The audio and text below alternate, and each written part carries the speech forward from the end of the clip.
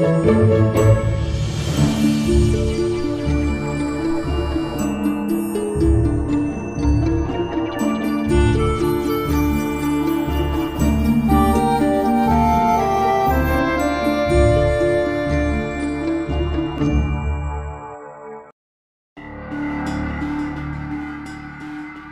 আমি আরজে অপরূপা।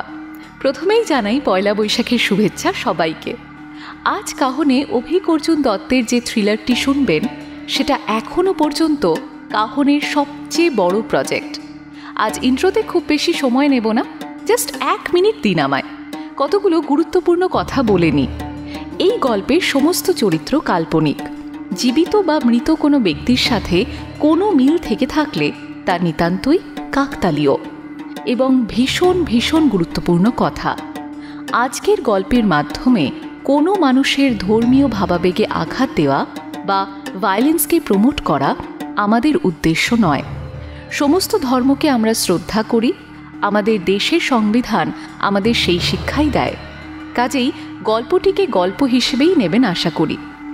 আজ কাহিনী শুনবেন বিখ্যাত লেখক অভিক অর্জুন দত্তের লেখা রুদ্ধশ্বাস স্পাই থ্রিলার রাজকন্যার সন্ধানে। এটি ওর স্পাই ইউনিভার্সের বাজ সিরিজের গল্প। এই গল্পটিতে প্রায় 50টারও বেশি চরিত্র রয়েছে। প্রচুর শিল্পী কাজ করেছেন এই গল্পে। আশা করি গল্পটা পুরোটা শুনে আপনাদের ফিডব্যাক কমেন্টে দেবেন এবং গল্প ভালো লাগলে গল্পতে একটা লাইক এবং কাহিনী একটা সাবস্ক্রাইব করে দেবেন। শুরু হচ্ছে অভিক অর্জুন দত্তের লেখা কাহিনী রাজকন্যার সন্ধানে, প্রথম পর্ব। গল্পের শেষে ডেসক্রিপশনে এবং প্রথম কমেন্টে দ্বিতীয় পর্বের ডিটেলস পেয়ে যাবেন।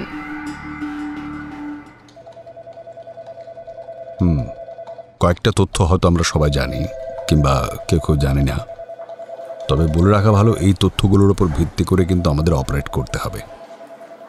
গিলগিট বাল্টিস্তান পাকিস্তানি সরকার যেভাবে দখল করে রেখেছে, মূল অধিবাসী শিয়াদের উপর রাষ্ট্রের যে দমননীতি, সেটাকে আমাদের এনক্যাশ করতে হবে। ঠিক আছে? আমি কি বলছি বুঝতে পারছো সৈকত? চিফ চিৎকার করে উঠলেন। ঘরের একদম কোণার দিকে শেষ বেঞ্চে সৈকত রায় বসে বসে ক্যান্ডি ক্রাশ খেলছিল।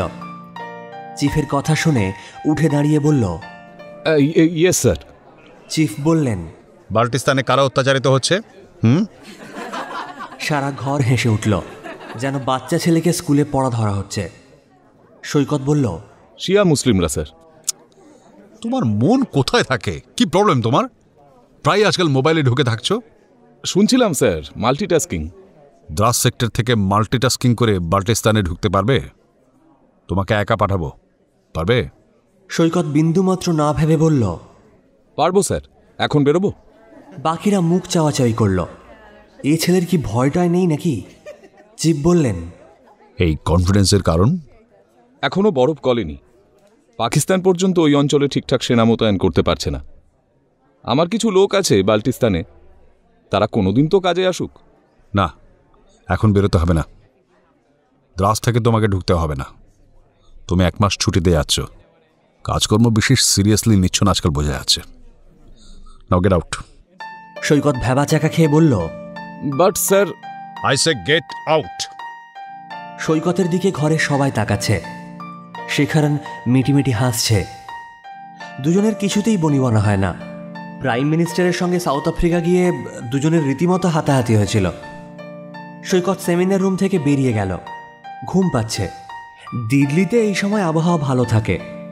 গরম পড়বে পড়বে করছে, কিন্তু পড়ছে না। জানলা দিয়ে বাইরের দিকে তাকালো সে। এই পুরো বাড়িটার ভেতর গুরুত্বপূর্ণ মিটিং ডেকেছিলেন চিফ। প্রথমেই সৈকতকে বের করে দিলেন। এখন আবার কলকাতা ফিরতে হবে। আগে ভাগে না আসতে বললেই পারতেন। আবার 2.5 ঘন্টার প্লেন জার্নি। সন্ধ্যা নেমেছে, হাওয়া দিচ্ছে। বাড়িটার বাইরে এসে চারিদিকে তাকালো সৈকত। মোবাইল বের করল। রাস্তায় গিয়ে ক্যাব ডাকতে হবে। এগোতে যাবে, হঠাৎ করে পিঠে হাত পড়ল তার। চমকে তাকিয়ে দেখল চিফের ডান হাত রৌনক শেঠ। সৈকত বলল, আরে স্যার, আপনি? মিটিং থেকে আপনাকেও বের করে দিল নাকি? রৌনক একটা ছোট্ট ব্যাগ তার হাতে দিয়ে বললেন, তেহরান যাচ্ছ আজ রাতে? পাসপোর্ট আর ভিসা আছে? পরশু ইসলামাবাদ যাবে ওখান থেকে? সৈকত অবাক হয়ে বলল। চিফ বের করে দিলেন যে? রৌনক হাসলেন। বুড়ো হয়ে গেছে সৈকত, এখনো কোডগুলো বুঝলে না? সৈকত আমতা আমতা করে বলল, তা ঠিক। আমি কি একাই যাব? কেন, একা যেতে ভয় লাগবে? শেখরনকে পাঠাবো তোমার সঙ্গে? না স্যার, কোনো দরকার নেই। আমি একাই কাফি। তেহরানে গিয়ে রিপোর্ট করব তো? কোনো দরকার নেই। তেহরানে পৌঁছে কি কাজ আছে জেনে যাবে। বেঁচে থাকলে আবার দেখা হবে। এগিয়ে যাও, ওখানে একটা ট্যাক্সি দাঁড়িয়ে আছে, ওটাই উঠে পড়ো। ড্রাইভারকে সব বলা আছে। বেঁচে ফিরবো না কেন? আপনি অকারণ ভয় দেখান কেন? তোমার কনফিডেন্স আছে তুমি বেঁচে ফিরবে? নিশ্চয়ই। আপনি জানেন না আমার 100 বছর আয়ু আছে। যাকে স্যারকে বলে দেবেন, এভাবে বের করলে প্রেস্টিজে লাগে। রৌনক হাসতে হাসতে সৈকতের কাঁধে হাত দিয়ে বললেন, বেস্ট অফ লাক।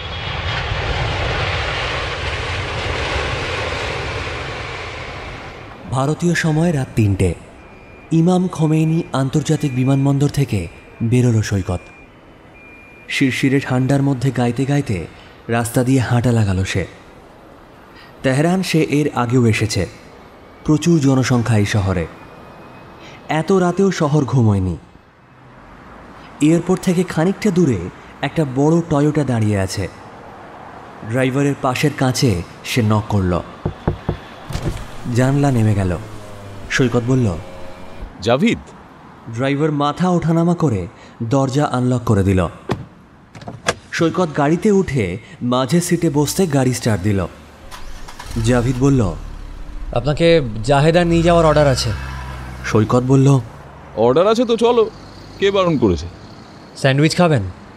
অনেক স্যান্ডউইচ খেয়েছি বাপ। নিয়ে চলো। কতক্ষণের রাস্তা? গাড়ি না থামলে 30 ঘন্টা, তবে সেটা কিন্তু 42-43 ঘন্টাও হতে পারে। সবটাই ডিপেন্ড করছে সিচুয়েশনের ওপর। গাঁড় মেরেছে।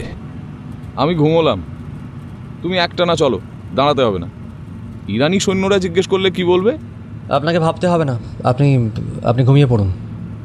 সৈকত দ্বিরুক্তি করল না। গাড়ির সিটে গুটিসুটি মেরে শুয়ে পড়ল। সকালে পাড়ার রাস্তায় ক্রিকেট খেলছিল। দুপুরে দিল্লি, রাতে তেহরান। এর আগেও এরকম হয়েছে। এই জীবনে অভ্যস্ত সে। এই জীবনটাই সে চেয়েছিল। হাই তুলে বলল, কি আছে জীবনে আম কাঠ পেছনে, একদিন তো মরতেই হবে। বাবা জাভিদ, টানো টানো। জাভিদ কথা না বলে অ্যাক্সিলেটরে জোর দিল। সৈকত ঘুমিয়ে পড়ল।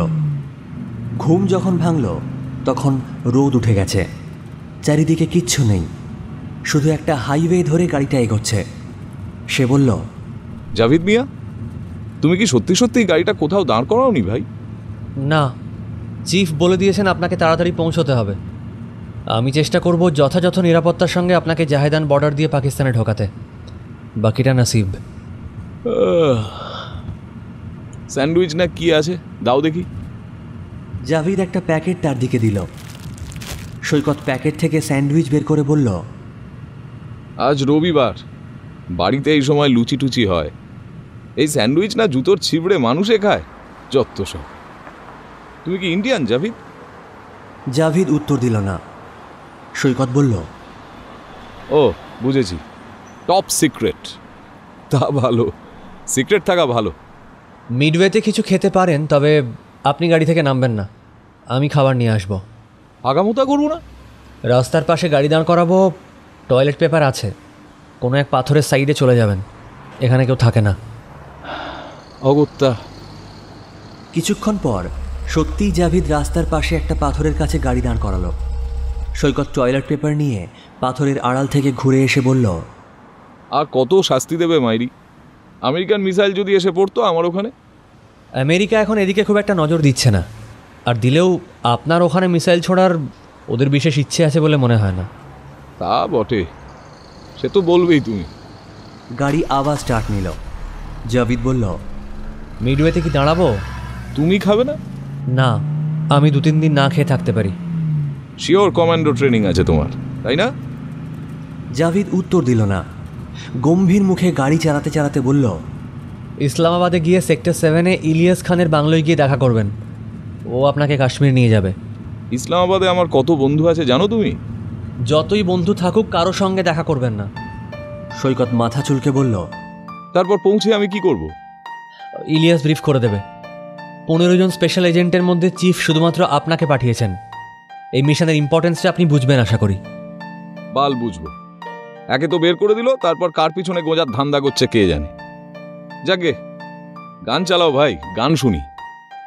জাভিদ কোনো গান চালালো না, পাথুরে মুখে গাড়ি চালাতে লাগলো।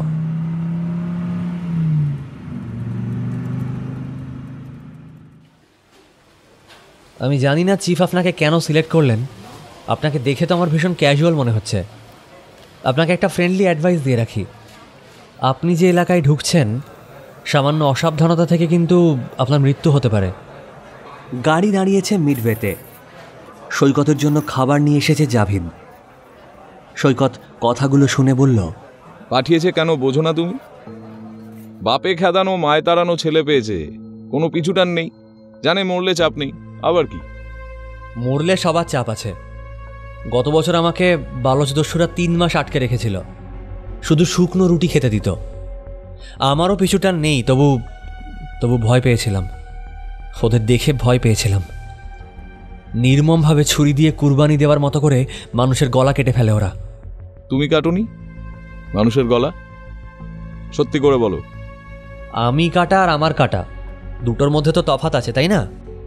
সৈকত খেতে খেতে থমকে গেল। ও, তার মানে কেটেছো, তা ভালো। হ্যাঁ, মজার ব্যাপারটা যেন তোমার খতনা হচ্ছে আর তুমি খতনায় নেমন্তন্ন খেতে গেছো। জাভিদ সৈকতের দিকে তাকালো। সৈকত বিষম খেল। উপস, সরি। এই আমি কিন্তু কোনো রিলিজিয়াস সেন্টিমেন্টে আঘাত করিনি মাইনি। রাগ করলে নাকি? রাগ করিনি। আপনার প্যান্ট খুলে ওরা দেখলে আপনার আর খতনা হবে না, সোজা উপরে পাঠিয়ে দেবে। ভয় দেখিয়ে লাভ নেই মামা, এখানে সবার আমাকে খামোখা সন্দেহ করবে কেন? তাছাড়া দেখছো না আমার মধ্যে একটা খানসেনা লুকস আছে। এই তো একটা চুটুক দাড়ি রেখে দেবো, ব্যাস। জাভিদ ড্রাইভিং সিট থেকে নেমে সৈকতের পাশের সিটে এসে বসে বলল, এবার মিশনটা ব্রিফ করে দিই। আপনি কিছুই জানেন না আশা করি। না, জেনে কি হবে, পথেই জেনে নেবো বলেছিল। গিলগিটের শিয়া নেতা আর তার স্ত্রীকে লস্কর খুন করেছিল আগের বছর। তার এক মেয়েকে গৃহবন্দী করে রাখা হয়েছে। ইন্ডিয়ান গভর্নমেন্ট আপনাকে পাঠিয়েছে তাকে বের করে নিয়ে যাওয়ার জন্য। সৈকত হাঁ হয়ে গেল। জাভিদের দিকে তাকিয়ে বলল, আমি একা? হ্যাঁ, আপনি একা। বোকা চোদা নাকি? চোরের বাচ্চা বাল। ভাগ, গাড়ি ঘোরাও, শিগগিরই গাড়ি ঘোরাও। আমার কি খেয়ে কাজ নেই নাকি? এ কি বলিউডের সিনেমা পেয়েছো বাল? আমি নেই, তেহরানে নামিয়ে দাও আমায়। দেখুন, চিফ আমাকে বলে দিয়েছে আপনাকে এটা জানাতে। এবার আপনি না পারলে শেখারানকে পাঠাবেন উনি। সৈকত কিছুক্ষণ থম মেরে বসে থেকে বলল, শেখারনকে পাঠাবে? ও পারবে নাকি? চিফ সেটাই বললেন, বলেছেন আপনি বেস্ট, না পারলে শেখারান। এটা মিশন ইম্পসিবলের 4 গুণ উপরে। পাকিস্তান গভর্নমেন্ট আছে, গাদা টেররিস্ট অর্গানাইজেশন আছে। আমার কি খেয়ে কাজ নেই? কেন মেয়েটাকে মারেনি কেন? কি আনন্দে? বিয়ে দেবে এর মধ্যেই। পাকিস্তান আর্মির প্ল্যান হচ্ছে পৃথিবীকে দেখাবে শিয়া সুন্নি এখানে ভাই ভাই। তো বিয়ে করলে করতে দাও, আমাদের চুলকানি কিসের? কূটনৈতিক সাফল্যের এর থেকে বড় সুযোগ কি আর পাওয়া যাবে? মেয়েটাকে ইন্ডিয়াতে রেস্কিউ করে এনে ওকে দিয়ে প্রেস কনফারেন্স করালে গোটা পৃথিবী জানতে পারবে যে গিলগিট বাল্টিস্তানে পাকিস্তান কিভাবে দমন পীড়ন করছে। আপনার এই বেসিক বুদ্ধিগুলো থাকবে আশা করেছিলাম। মানে আমাকে বলির পাঁঠা করা হলো। ঠিক আছে, আমার কি, মরলে মরবে। সালা কিরকম চুতিয়া কেটে দিল আমার। উফ, আপনার পোশাক পাল্টাতে হবে। খানিকক্ষণ পরে আরেকটা পাথরের পাশে দাঁড়াবো, আপনি চেঞ্জ করে নেবেন। কোয়েটা থেকে ইসলামাবাদ পর্যন্ত কিন্তু আপনি একা। ইলিয়াস খান আপনাকে সাহায্য করবে। তুমি শিয়া? জাভিদ উত্তর না দিয়ে বেরিয়ে সৈকতের পাশ থেকে নেমে ড্রাইভিং সিটে বসে গাড়ি স্টার্ট দিল। আমার ঘুমের 12টা বাজিয়ে দিল। পরে বলতে পারতে প্ল্যানটা।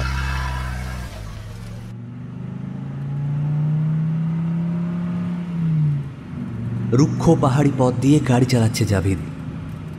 সন্ধে নামছে। 14 ঘন্টা পেরিয়ে গেছে তাদের যাত্রা শুরু হবার। সৈকত বলেছিল বটে তার ঘুম আসবে না, বাস্তবে দেখা গেল সে রীতিমতো নাক ডেকে ঘুমিয়েছে। তার ঘুম ভাঙতও না, যদি না তীব্র ঝাঁকুনি দিয়ে গাড়িটা দাঁড়িয়ে যেত। ধর্মর করে উঠে বসে সে বাংলায় বলে উঠল, কি হলো? যশোর রোডের রাস্তা আবার খারাপ হয়ে গেল নাকি? জাভিদ বলল, কি বলছেন? ও জাভিদ তো। কি হলো তোমার গাড়ির? দেখছি। আপনি গাড়ি থেকে নামবেন না কিন্তু, আর্মি এরিয়া কাছে পিঠেই আছে। ঠিক আছে। বলে আবার ঘুমিয়ে পড়ল। জাভিদ অনেকক্ষণ ধরে গাড়ি সারাই করে উঠে গাড়ি স্টার্ট দিল। সৈকত এক চোখ খুলে জিজ্ঞেস করল, গাড়ি সারাইও করতে পারো তুমি? এত লম্বা রাস্তায় তো আর মেকানিক নিয়ে ঘোরা সম্ভব না, কিছু কাজ শিখতে হয়েছে। আর্মি এরিয়া হলে সমস্যা কোথায়? আর্মি ম্যানেজ করতে পারবে না? আর্মিরা আগে এত অ্যাগ্রেসিভ ছিল না। পাকিস্তানের একটা টেররিস্ট অর্গানাইজেশন কয়েকজন আর্মিকে তুলে নিয়ে গিয়ে খুন করেছিল, তারপর থেকে ওরা ভীষণ অ্যালার্ট হয়ে গেছে। জৈশ উল আদল কোয়েটা শাসন করছে এখন, নটোরিয়াস গ্যাং। ওদের শিয়াদের ওপর খুব রাগ।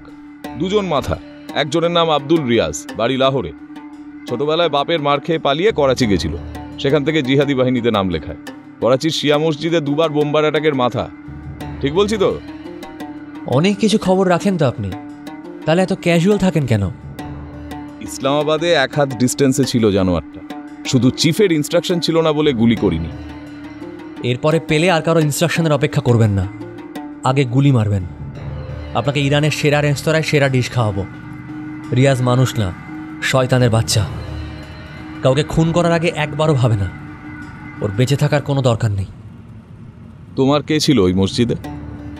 জাভিদ চুপ করে গেল। এই তোমার সমস্যা, মাঝে মাঝে চুপ করে যাও, কথা বলে সুখ নেই।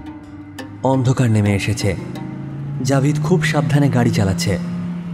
বলল, চিফ বলেছেন বলে, নাহলে আজ কোথাও রেস্ট করলে ভালো হতো। আপনাকে একটানা চলতে হবে। বালুচিস্তানটা কিন্তু সাবধানে পার হবেন। বর্ডার তো পার করি আগে, আর কোনো কিছুতে ভয় নেই। মরে গেলে our country will disown me, এটাই যা কষ্ট থেকে যাবে। আর যাদের দেশ থেকেও নেই তাদের কি হবে? যেমন কাশ্মীরিদের। দুদেশেই কাশ্মীরিরা মরে বেঁচে আছে। কাশ্মীরিদের কোনো দেশ নেই, তাদের বেঁচে থাকা আর না থাকা সমান। কোনো অধিকার নেই তাদের কোনো দেশের ওপর। সৈকত সন্দিগ্ধ গলায় বলল, তুমি পাক অধিকৃত কাশ্মীরের লোক, তাই তো? আপনি জেনে কি করবেন?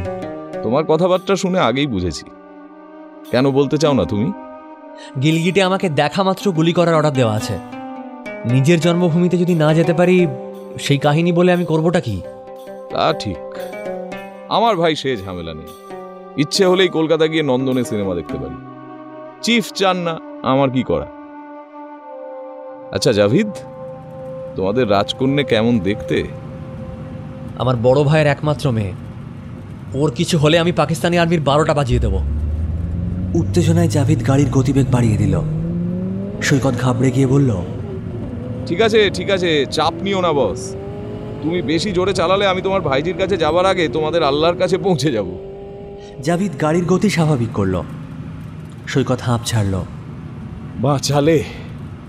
আর্মির একটা গাড়ি পিছু নিয়েছে আমাদের, কিছু সন্দেহ করছে হয়তো। আপনি কোনো কথা বলবেন না, ওকে? সৈকত চমকে পেছনে তাকালো। একটা গাড়ি বেশ দ্রুত বেগে আসছে। সে বেজার গলায় বলল, বাক স্বাধীনতা কেড়ে নেবে হে জাভিদ। নাও নাও, কি আছে জীবনে, আমকাট পেছনে। খানিকটা গিয়ে জাভিদই তাদের গাড়িটাকে বাঁদিকে দাঁড় করিয়ে দিল। আর্মির গাড়িটা তাদের পাত্তাও না দিয়ে জোরে বেরিয়ে গেল। সৈকত জোরে শ্বাস ছেড়ে বলল, বাঁচা গেল মাইরি। আপনাকে আরেকবার বলে রাখছি, এখানে পুলিশ বা আর্মি যেই আমাদের গাড়ি দাঁড় করাক, আপনি কোনো কথা বলবেন না। যা বলার আমি বলবো। ঠিক আছে। জাভিদ গাড়ি স্টার্ট দিল। অন্ধকার নেমে এসেছে। সৈকত বলল, ইরানে কত বছর আছো তুমি? 12 বছর। তার আগে কোথায় ছিলে? কাশ্মীর। হুম, তেহরান আর কাশ্মীরের মাঝে দিল্লিতে ছিলে তুমি, তাই না? জাভিদ সামান্য চমকে গিয়ে বলল, আপনি কি করে বুঝলেন? তোমার গায়ে পুরনো দিল্লির গন্ধ লেগে আছে। আমি গন্ধ পাই, কুকুর স্বভাব আমার। অসম্ভব, এরকম হতেই পারে না। মানুষের মধ্যে এরকম কিছু হয় নাকি? তোমার কি ধারণা আমাকে এমনি এমনি এত বড় মিশনে চিফ সিলেক্ট করেছেন? নিশ্চয়ই কিছু আছে, তাই না? আপনি আন্দাজে ঢিল ছুঁড়েছেন। তা ঠিক, আন্দাজেই বটে। আসলে চাঁদনি চকের সেফ হাউসে কিছুদিন আমিও তো ছিলাম, কেন জানি মনে হলো তুমিও ছিলে ওদিকেই। পারমিন্দার আছে এখন ওখানে? না, চিফ এখন ওর পোস্টিং কানাডাতে করে দিয়েছে। পাকিস্তান এম্বাসির সামনে ঘুরঘুর করা ছাড়া ওর কোনো কাজ নেই। ওকে আমার কাছে পাঠিয়ে দিতে পারতো, আমারও তো বয়স হচ্ছে। আমি চলে আসব। এই মিশন থেকে যদি বেঁচে ফিরি তাহলে আমিই তেহরানে থেকে যাব, না হয় খারাপ হয় ব্যাপারটা? আপনি বড্ড বেশি কথা বলেন। গিলগিটে গিয়ে আপনি কি করবেন আল্লাহই জানে। আপনি ঘুমিয়ে পড়ুন, বেশি বকবক করলে আমার কনসেন্ট্রেশন নষ্ট হয়ে যাবে। এই রাস্তাটা বেশ দুর্গম। সৈকত তৎক্ষণাৎ হাই তুলে গাড়ির সিটে শুয়ে পড়ল। তার যখন ঘুম ভাঙল তখন ভোর হয়েছে। গাড়ি দাঁড় করানো। জাভিদ গাড়ি থেকে নেমে চোখে মুখে জল দিচ্ছে। সৈকত বলল, জাভিদ মিয়া, এসে গেলাম নাকি? আর খানিকটা গিয়ে জাহেদান এয়ারপোর্ট, ওখানে একটা হোটেলে আপনি 2 ঘন্টা থাকবেন, তারপর আপনাকে নিয়ে বর্ডারের দিকে রওনা দেব। চাস সালা, জাহেদানে এয়ারপোর্ট আছে? তাহলে আমাকে এতটা রাস্তা গাড়িতে করে নিয়ে এলো কেন? দেখুন, আমার কাছে যা ইনস্ট্রাকশন আছে সেটা মেনে চলেছি, আলাদা করে কিছু বলা হয়নি। আপনি ওখানে পৌঁছে কাউকে ফোন করার হলে করে নেবেন। ইসলামাবাদে ইলিয়াসের বাড়ি পৌঁছানোর আগে আর কাউকে ফোন করবেন না, মনে থাকবে? আমাকে পাথরের কাছে দাঁড় করাবে না? চেপে বসে থাকুন, হোটেলে গিয়ে যা করবার করবেন। খানিকক্ষণ পরে একটা 3তলা হোটেলের সামনে গাড়ি দাঁড় করিয়ে জাভিদ বলল, চলুন। সৈকত গাড়ি থেকে নামল। জাভিদ সন্তর্পণে চারিদিকটা দেখে নিয়ে তাকে নিয়ে হোটেলের ভেতর প্রবেশ করল। রিসেপশনিস্টের সঙ্গে গুজগুজ করে একটা চাবি নিয়ে সৈকতকে দোতলার একটা রুমে ঢুকিয়ে দিয়ে বলল, রুমে ফোন আছে, ফোন করলে করুন, আমি 2 ঘন্টা পরে আসছি। ব্রেকফাস্ট পাঠিয়ে দেবো, খেয়ে নেবেন। কোয়েটায় ঢুকে কখন কি খাবেন তা তো জানা নেই, তাই পেট ভরে খেয়ে নেবেন। ঠিক হ্যাঁ। জাভিদ বেরিয়ে গেল। সৈকত দরজা বন্ধ করে জয় তারা বলে বিছানায় ঝাঁপ দিল। আবার চোখ বন্ধ হয়ে গেল ঘুমে। ঘুম ভাঙল কলিং বেলের শব্দে। উঠে দরজা খুলে দেখল জাভিদ বিরক্ত মুখে দাঁড়িয়ে আছে। আপনার তো মরার মতো ঘুম, সে কখন থেকে ডাকছি। হোটেলের ছেলেটা ব্রেকফাস্ট নিয়ে ঘুরে গেছে। আপনি রেডি? ফোন টোন করেছেন?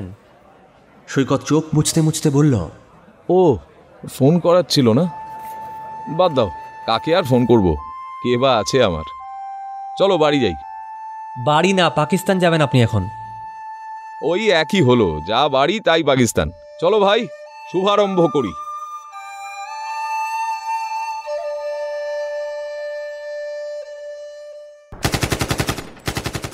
পাক অধিকৃত কাশ্মীর, গিলগিট, লস্কর ট্রেনিং ক্যাম্প। দুপুর 12টা।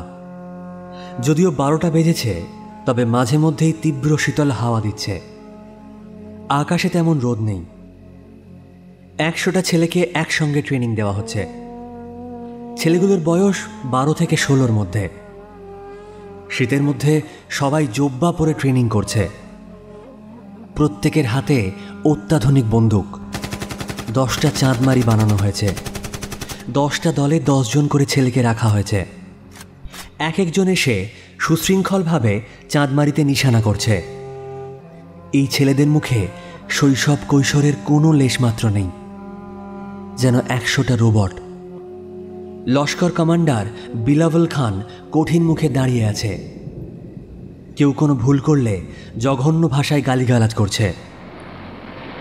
ট্রেনিং ক্যাম্পের পাশে পাকিস্তান আর্মির একটা জিপ এসে দাঁড়ালো।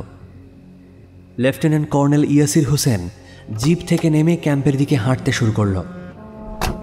বিলাওয়াল খান কড়া ভাষায় ছেলেগুলোকে ট্রেনিং চালিয়ে যাওয়ার নির্দেশ দিয়ে ইয়াসির হোসেনের কাছে গিয়ে দাঁড়ালো।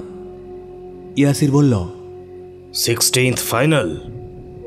বিলাওয়াল বলল, ফাইনাল কিনা আপনি বলবেন জনাব, আমরা তো সব সময় তৈরি।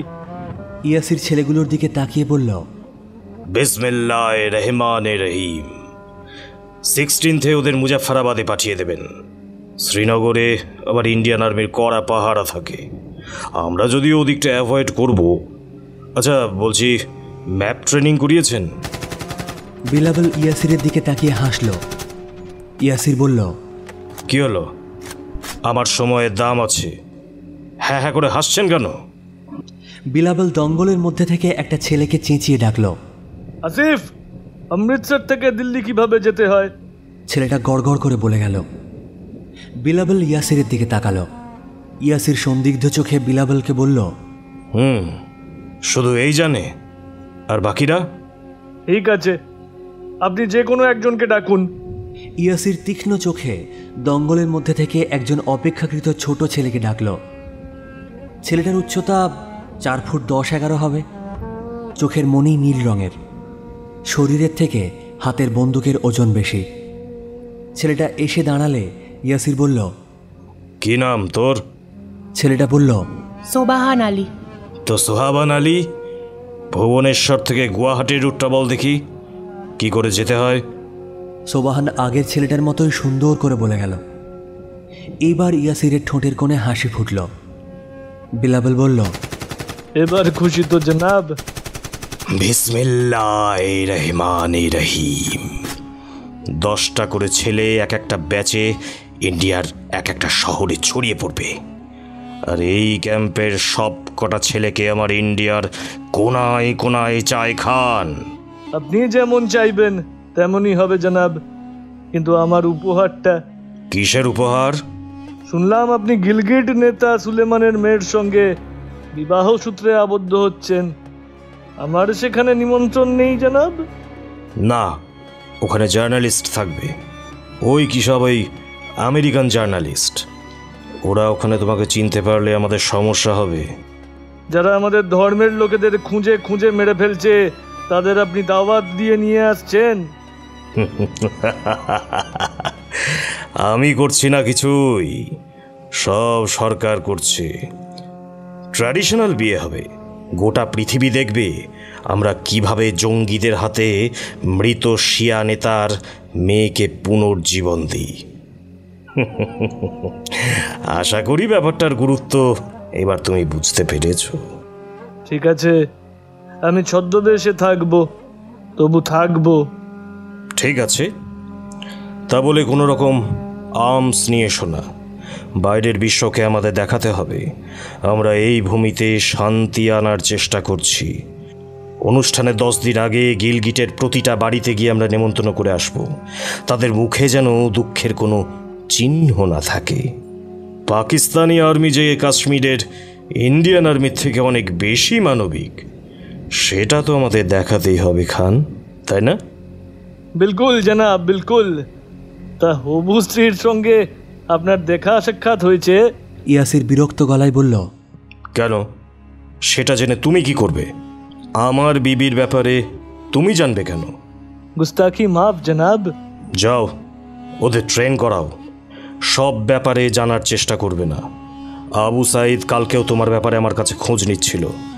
আমি বলেছি তুমি এখানে ভালো কাজ করছো।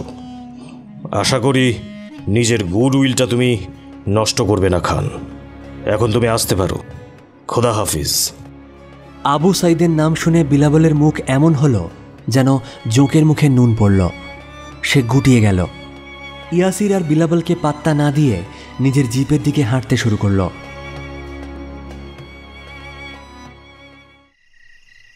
অ্যাবেটাবাদ, পাকিস্তান, রাত 8টা। মৌলানা বরকতুল্লাহ তার ঘরে বসে ক্রিকেট দেখছিল। আফগানিস্তান বনাম আয়ারল্যান্ড। মৌলানা পাকিস্তানের লোক।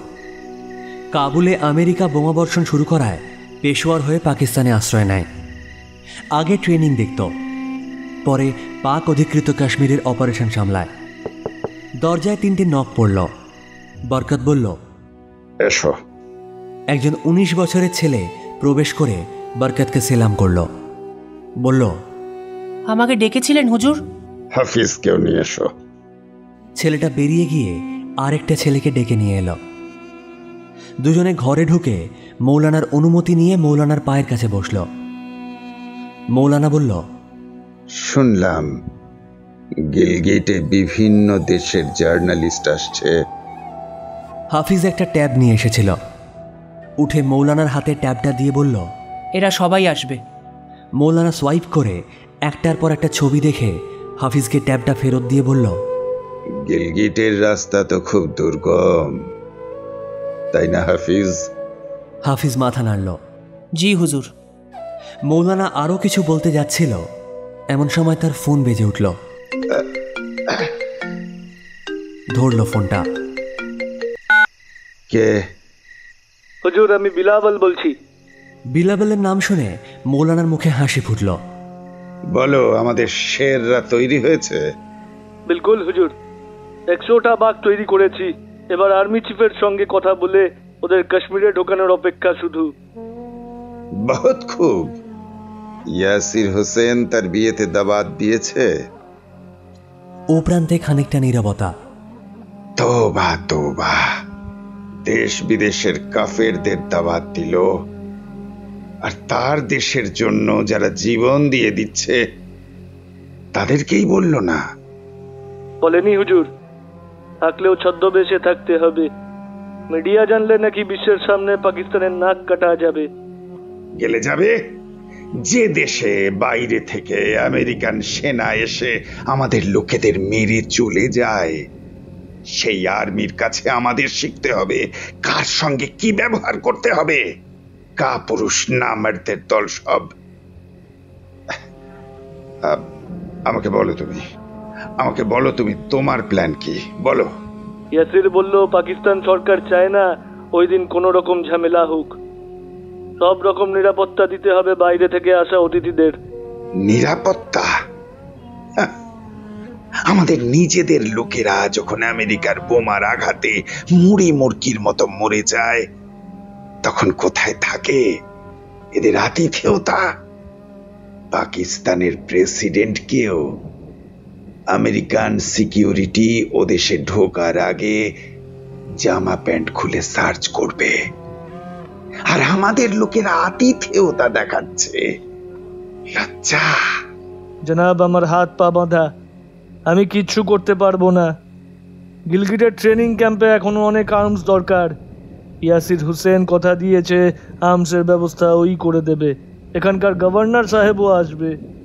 গিলগিটে ওদের কিছু করা সম্ভব না।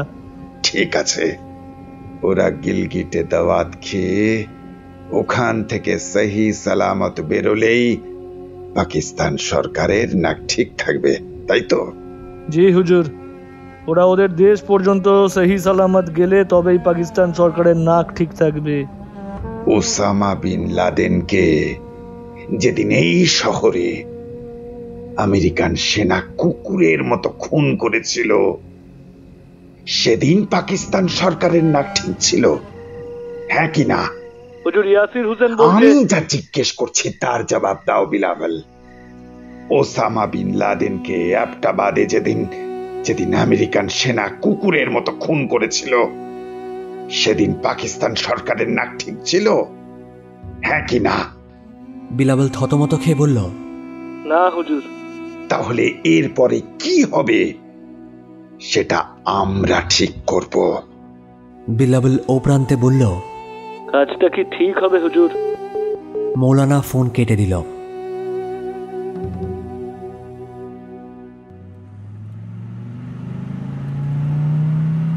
ধুলোবালির মধ্যে দুটো চেকপোস্ট, মাঝে বেশ উঁচু দেওয়াল, পাথুরে মুখে টহল দেওয়া সৈন্যের দল। ঝাঁ চকচকে চওড়া রাস্তায় একটার পর একটা ট্রাক দাঁড়িয়ে আছে। জাহেদান চেকপোস্টের 1 কিলোমিটার আগে গাড়ি দাঁড় করিয়ে দিল জাভিদ। সৈকতকে বলল, আপনার যা জিনিসপত্র আছে এই গাড়িতে রেখে যান, আর এ নিন এই ব্যাগটা আপনার জন্য। এখানে 1 লাখ পাকিস্তানি রুপি আছে। 50,000 রুপি পাকিস্তানি চেকপোস্টে যাবে, বাকিটা কাছে রাখবেন, পথে লাগবে। একটা ছোট্ট ব্যাগ দিল জাভিদ। ব্যাগটা নিয়ে সৈকত বলল, তাহলে এখানেই বিদায় জাভিদ মিয়া। আমাদের সবার আশা আপনার ওপরে, আশা করি আপনি সফল হবেন। আরেকটা কথা, আপনার কাছে যথেষ্ট পাকিস্তানি রুপি থাকলেও আপনি কিন্তু কোনোভাবেই এরোপ্লেনে ইসলামাবাদ যাবেন না। আশা করি কেন সেটা বলে দিতে হবে না। আপনার পাকিস্তানি পাসপোর্ট আছে, তেহরানে ব্যবসা করতে গেছিলেন, এটাই পাকিস্তানি চেকপোস্টে বলবেন কিন্তু, ঠিক আছে? দেখা যাক, আপাতত ইরান থেকে বের করার ব্যবস্থা তো করো মিয়া। জাভিদ গাড়ি স্টার্ট দিল। ইরান থেকে বেরিয়ে যাওয়াটা আমার হাতে, আপাতত পাকিস্তান বর্ডারে বেফাস কিছু বলবেন না। সৈকত হাতের পাসপোর্টটা দেখতে দেখতে বলল, এত উঁচু দেয়াল বানিয়েছে কেন ইরান? ও দেশ থেকে টেররিস্টরা মাঝে মধ্যেই গুলি চালায়, পাকিস্তানের থেকে আর কী বা এক্সপেক্ট করা যায়? পাকিস্তানের উপর তোমার খুব রাগ, তাই না? সবাই কিন্তু খারাপ না মিয়া। যে দেশ আমার বেঁচে থাকার মৌলিক অধিকারটুকুও দিতে পারে না, সেই দেশের ওপর রাগ থাকাটাই স্বাভাবিক। ইন্ডিয়াতেও অনেক মানুষ আছে যাদের বেঁচে থাকার অধিকার আপনার সরকার দিতে পারে না। মাঝখান থেকে বলি হয় আমাদের মতো মানুষেরা। চলুন। গাড়ি দাঁড় করালো জাভিদ।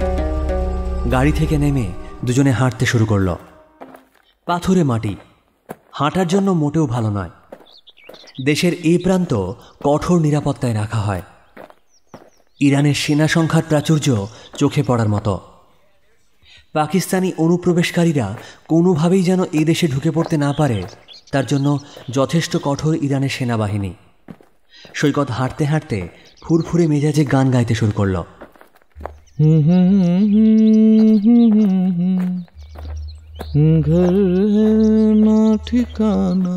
আপনি টেনশন কমাতে গান করেন?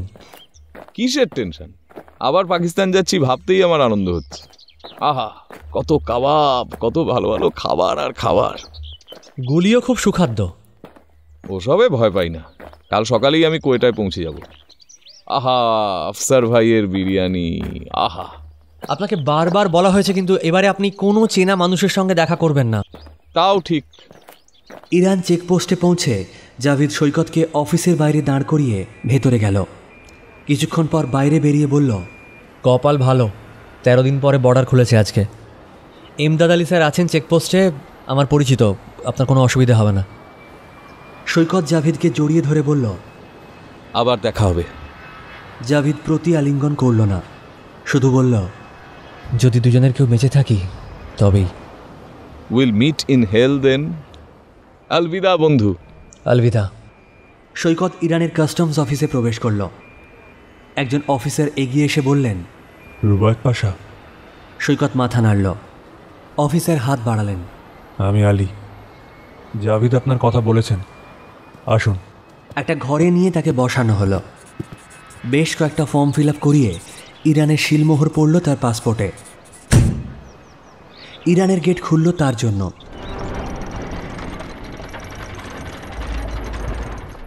একমাত্র সে ছাড়া আর কেউ এই সীমান্ত পার হয়ে পাকিস্তানে প্রবেশ করল না।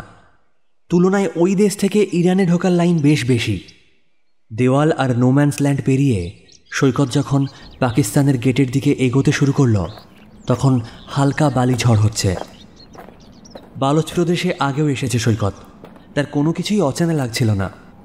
পাকিস্তানের গেট পেরোতে তার দিকে তাকিয়ে একজন পাকিস্তানি সেনা বলল, ভালো দেশেই তো ছিলে, আবার পাকিস্তানে এলে কেন? পাগলা কুকুরে কামড়েছিল নাকি? সৈকত মিটিমিটি হাসতে হাসতে বলল, নিজের দেশ মহান, ফিরতে তো হবেই মিয়া। সেনা বিরক্তিতে মুখ ফিরিয়ে নিল। বোঝাই যাচ্ছিল এই ঝামেলার প্রদেশে কাজ করতে তার মোটেই ভালো লাগছে না। একে ইরানের সেনার চাপ থাকে, তার উপর পাকিস্তানের বিভিন্ন সন্ত্রাসবাদী সংগঠনের প্রবল চাপ। পাসপোর্ট চেক, কাগজপত্র মিলিয়ে দেখা ইত্যাদি মিলিয়ে 1 ঘন্টার বেশি সময় লাগলো না সৈকতের।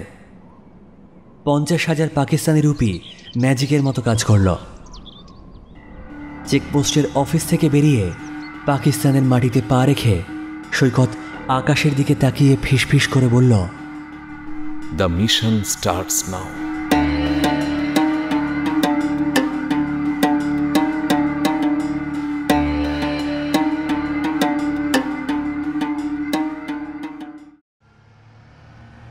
জাহেদান সীমান্তে কোয়েটার বাস পেয়ে গেল সৈকত। চওড়া রাজপথ, বাসে বসে হেলান দিল সে। অনেকটা রাস্তা যেতে হবে। কোয়েটায় পাকিস্তানি সেনাবাহিনীর বেশ বড় বেস আছে। সে এর আগে 2 বার কোয়েটায় ছিল। বাস ছাড়লে সৈকত চোখ বুঝল। রাত হয়েছে। হঠাৎ করেই চোখ খুলে গেল তার। সেই দিনগুলো হানা দিয়েছে আবার। বাবা কাশ্মীর গেল, আর ফিরল না। মৃতদেহটুকুও পুরো শরীরে ফেরেনি। পুঞ্চে ডিউটি ছিল। 4 জনের বাহিনী জিপে টহল দিতে বেরিয়েছিল। বোম মেরে জিপটাই উড়িয়ে দিয়েছিল লস্কর। যখনই মনে পড়ে, একটা অসহ্য রাগ ভর করে আসে মাথায়। বাড়ি ফিরতে পারে না সে, বাবার ঘরে যেতে পারে না।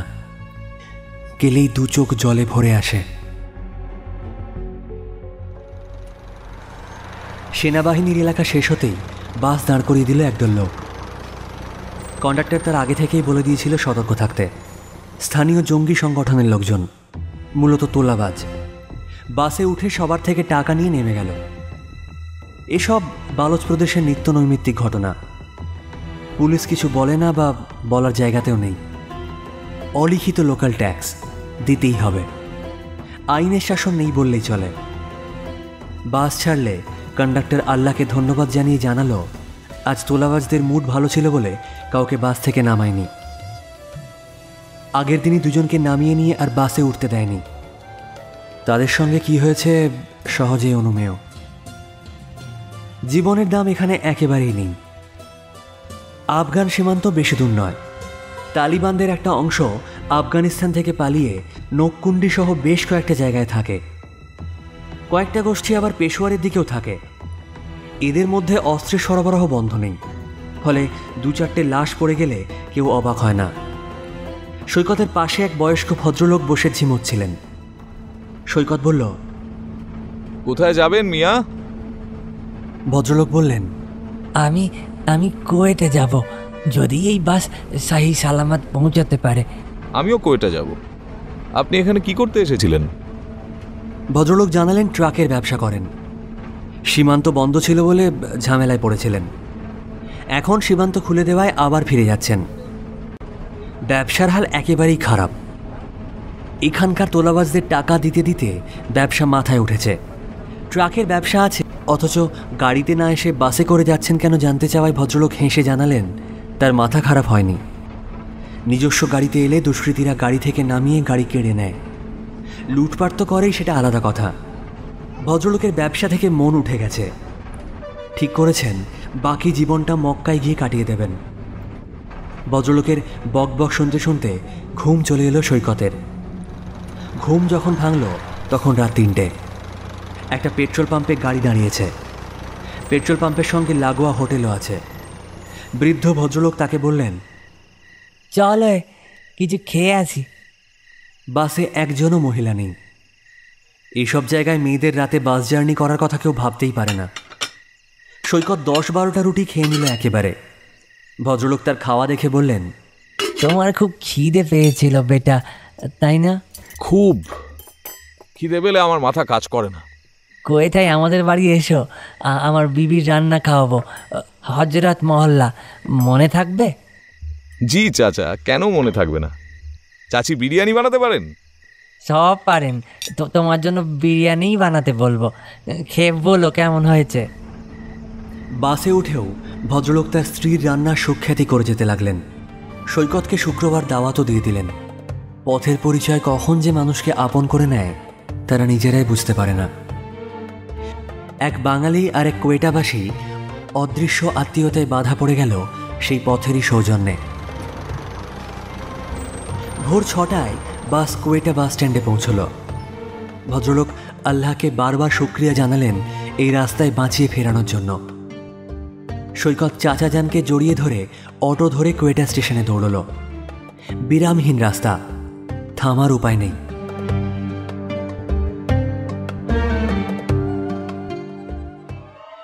গিলগিটে পাকিস্তানি আর্মি বেস ক্যাম্পে পার্টি হচ্ছে। আসন্ন শাহী বিয়ের পার্টি। ইয়াসির হোসেনকে ঘিরে ধরে আছে সেনাবাহিনীর অফিসার মহল। হুইস্কির গ্লাস হাতে কর্নেল শাহরিয়ার খান বললেন, ये शाम लेफ्टिनेंट कर्नल यासिर হোসেন কে নাম। ইয়াসির আমার জুনিয়র। আমরা একসঙ্গে কাশ্মীর বর্ডারে ডিউটি করেছি। এখন পাকিস্তানকে গোটা ওয়ার্ল্ড ওয়াহ ওয়াহ করবে ইয়াসিরের জন্য। This is the marriage of this ticket. অবশ্য আমার বিয়ে না হয়ে গেলে আমি বিয়েটা করতাম। বলেই হো হো করে হেসে উঠলেন শাহরিয়ার খান। একজন মেজর কর্নেল শাহরিয়ারকে বলল, জনাব, আমি শুনেছি দুজন হিন্দুস্তানি স্পাইকে আপনি আর হুসেন স্যার ধরেছিলেন। সেই কাহিনীটা একবার শোনাবেন প্লিজ। শাহরিয়ার তার গোঁফে তা দিয়ে বলল, মনে আছে ইয়াসির? আহা, আমার তো প্রতিটা মিনিট মনে আছে। মনে আমারও আছে জনাব, তবে আপনিই বলুন। আপনার মুখ দিয়ে শুনতে বেশ ভালো লাগে, বিশেষ করে ওই শেষটা। যে মেজর শাহরিয়ারকে প্রশ্ন করেছিল সে জিজ্ঞেস করল, চেষ্টা মানে? দাঁড়াও, ধৈর্য ধরো, পুরোটা বলি। আমি আর ইয়াসির জিপ নিয়ে বেরিয়েছি, সঙ্গে দুজন সুবেদার। আচ্ছা ইয়াসির, তখন রেহমান ছিল তাই না? ইয়াসির হ্যাঁ সূচক মাথা নাড়ল। শাহরিয়ার বলল, তখন উপত্যকার বরফ গলছে, মে মাস। পাকিস্তান আর ইন্ডিয়ার প্রাইম মিনিস্টার নাকি শান্তি চুক্তি করবে। এদিকে প্রায় দিনই বর্ডারে গুলি চলছে। এসব তো চলতেই থাকে, আমরা খুব ভালো করেই সেটা জানি। লাইন অফ কন্ট্রোলে যারা ডিউটি করে তাদের তো জানতেই হয়। বরফ ঢাকা পাহাড় সবুজ হতে শুরু করেছে। পাইন গাছের জঙ্গলের মধ্যে দিয়ে আমাদের গাড়ি চলছে। ওয়াসির গ্রাম এলওসির কাছেই পড়ে। টহল চলাকালীন ওই গ্রামে আমরা পানি খেতে যেতাম। তার পরের দিন আমার লাহোরে ফেরার কথা। খোশমেজাজেই ছিলাম। গ্রামে গাড়ি দাঁড় করাই। গ্রামের এক বাড়ির সামনে আমরা দাঁড়িয়ে পানির বোতল নিয়েছি। এমন সময় হঠাৎ মনে হলো একটা বাড়ির জানালা দিয়ে কে যেন উকি মারছে। ইয়াসিরকে বললাম, যে বাড়ির সামনে পানি খাচ্ছিলাম সে বুড়োকে জিজ্ঞেস করলাম। বুড়ো বলল ওই বাড়ি ফাঁকা, কেউ নেই, ওরা অনেক দিন আগেই পালিয়েছে। কেউ মিথ্যে কথা বলে পার পাবে, তাও আবার আমারই কাছে, তা কি সম্ভব? বুড়োর তোতলামো দেখেই আমি বুঝেছি ডাল মে কুছ কালা হ্যায়। বুড়োকে বললাম, চলো দেখি, তুমি গিয়ে দেখাও ওই বাড়িতে কেউ নেই। বুড়োর তখন কলজে হাতে চলে এসেছে। হাত জোড় করে সে কি কান্না। আমি আর ইয়াসির সরাসরি ওই বাড়িটায় হানা দিলাম। দরজা খোলাই ছিল। দেখি দুটো কাশ্মীরি মেঝেতে বসে থরথর করে কাঁপছে। আমরা দুজনেই রিভলভার তাক করলাম ওদের দেখে।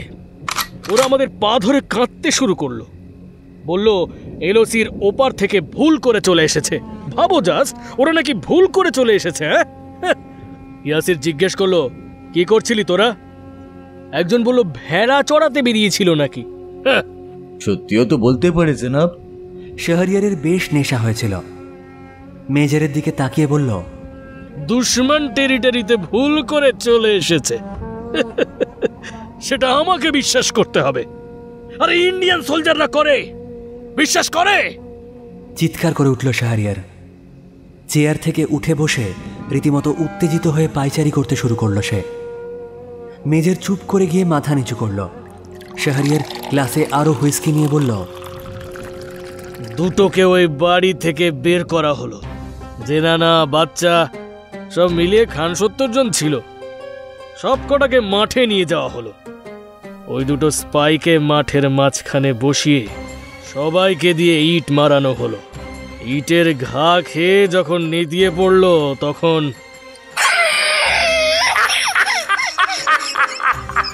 জিপে কোরবানি দেওয়ার অস্ত্র ছিল আমাদের। একটার গলা আমি, আরেকটার গলা জনাব শাহরিয়ার গোটা গ্রামের সামনে কাটলেন, যাতে ভবিষ্যতে কেউ এদের আশ্রয় দেওয়ার সাহস না দেখাতে পারে। পরের দিন সকালবেলা ইন্ডিয়ান আর্মি টহল দিতে বেরিয়ে সেই স্পাইয়ের মুন্ডু দুটো পেয়েছিল। আমরা খুব সুন্দর করে পার্সেল করে ওদের উপাসে পাঠিয়ে দিয়েছিলাম ইনশাল্লাহ।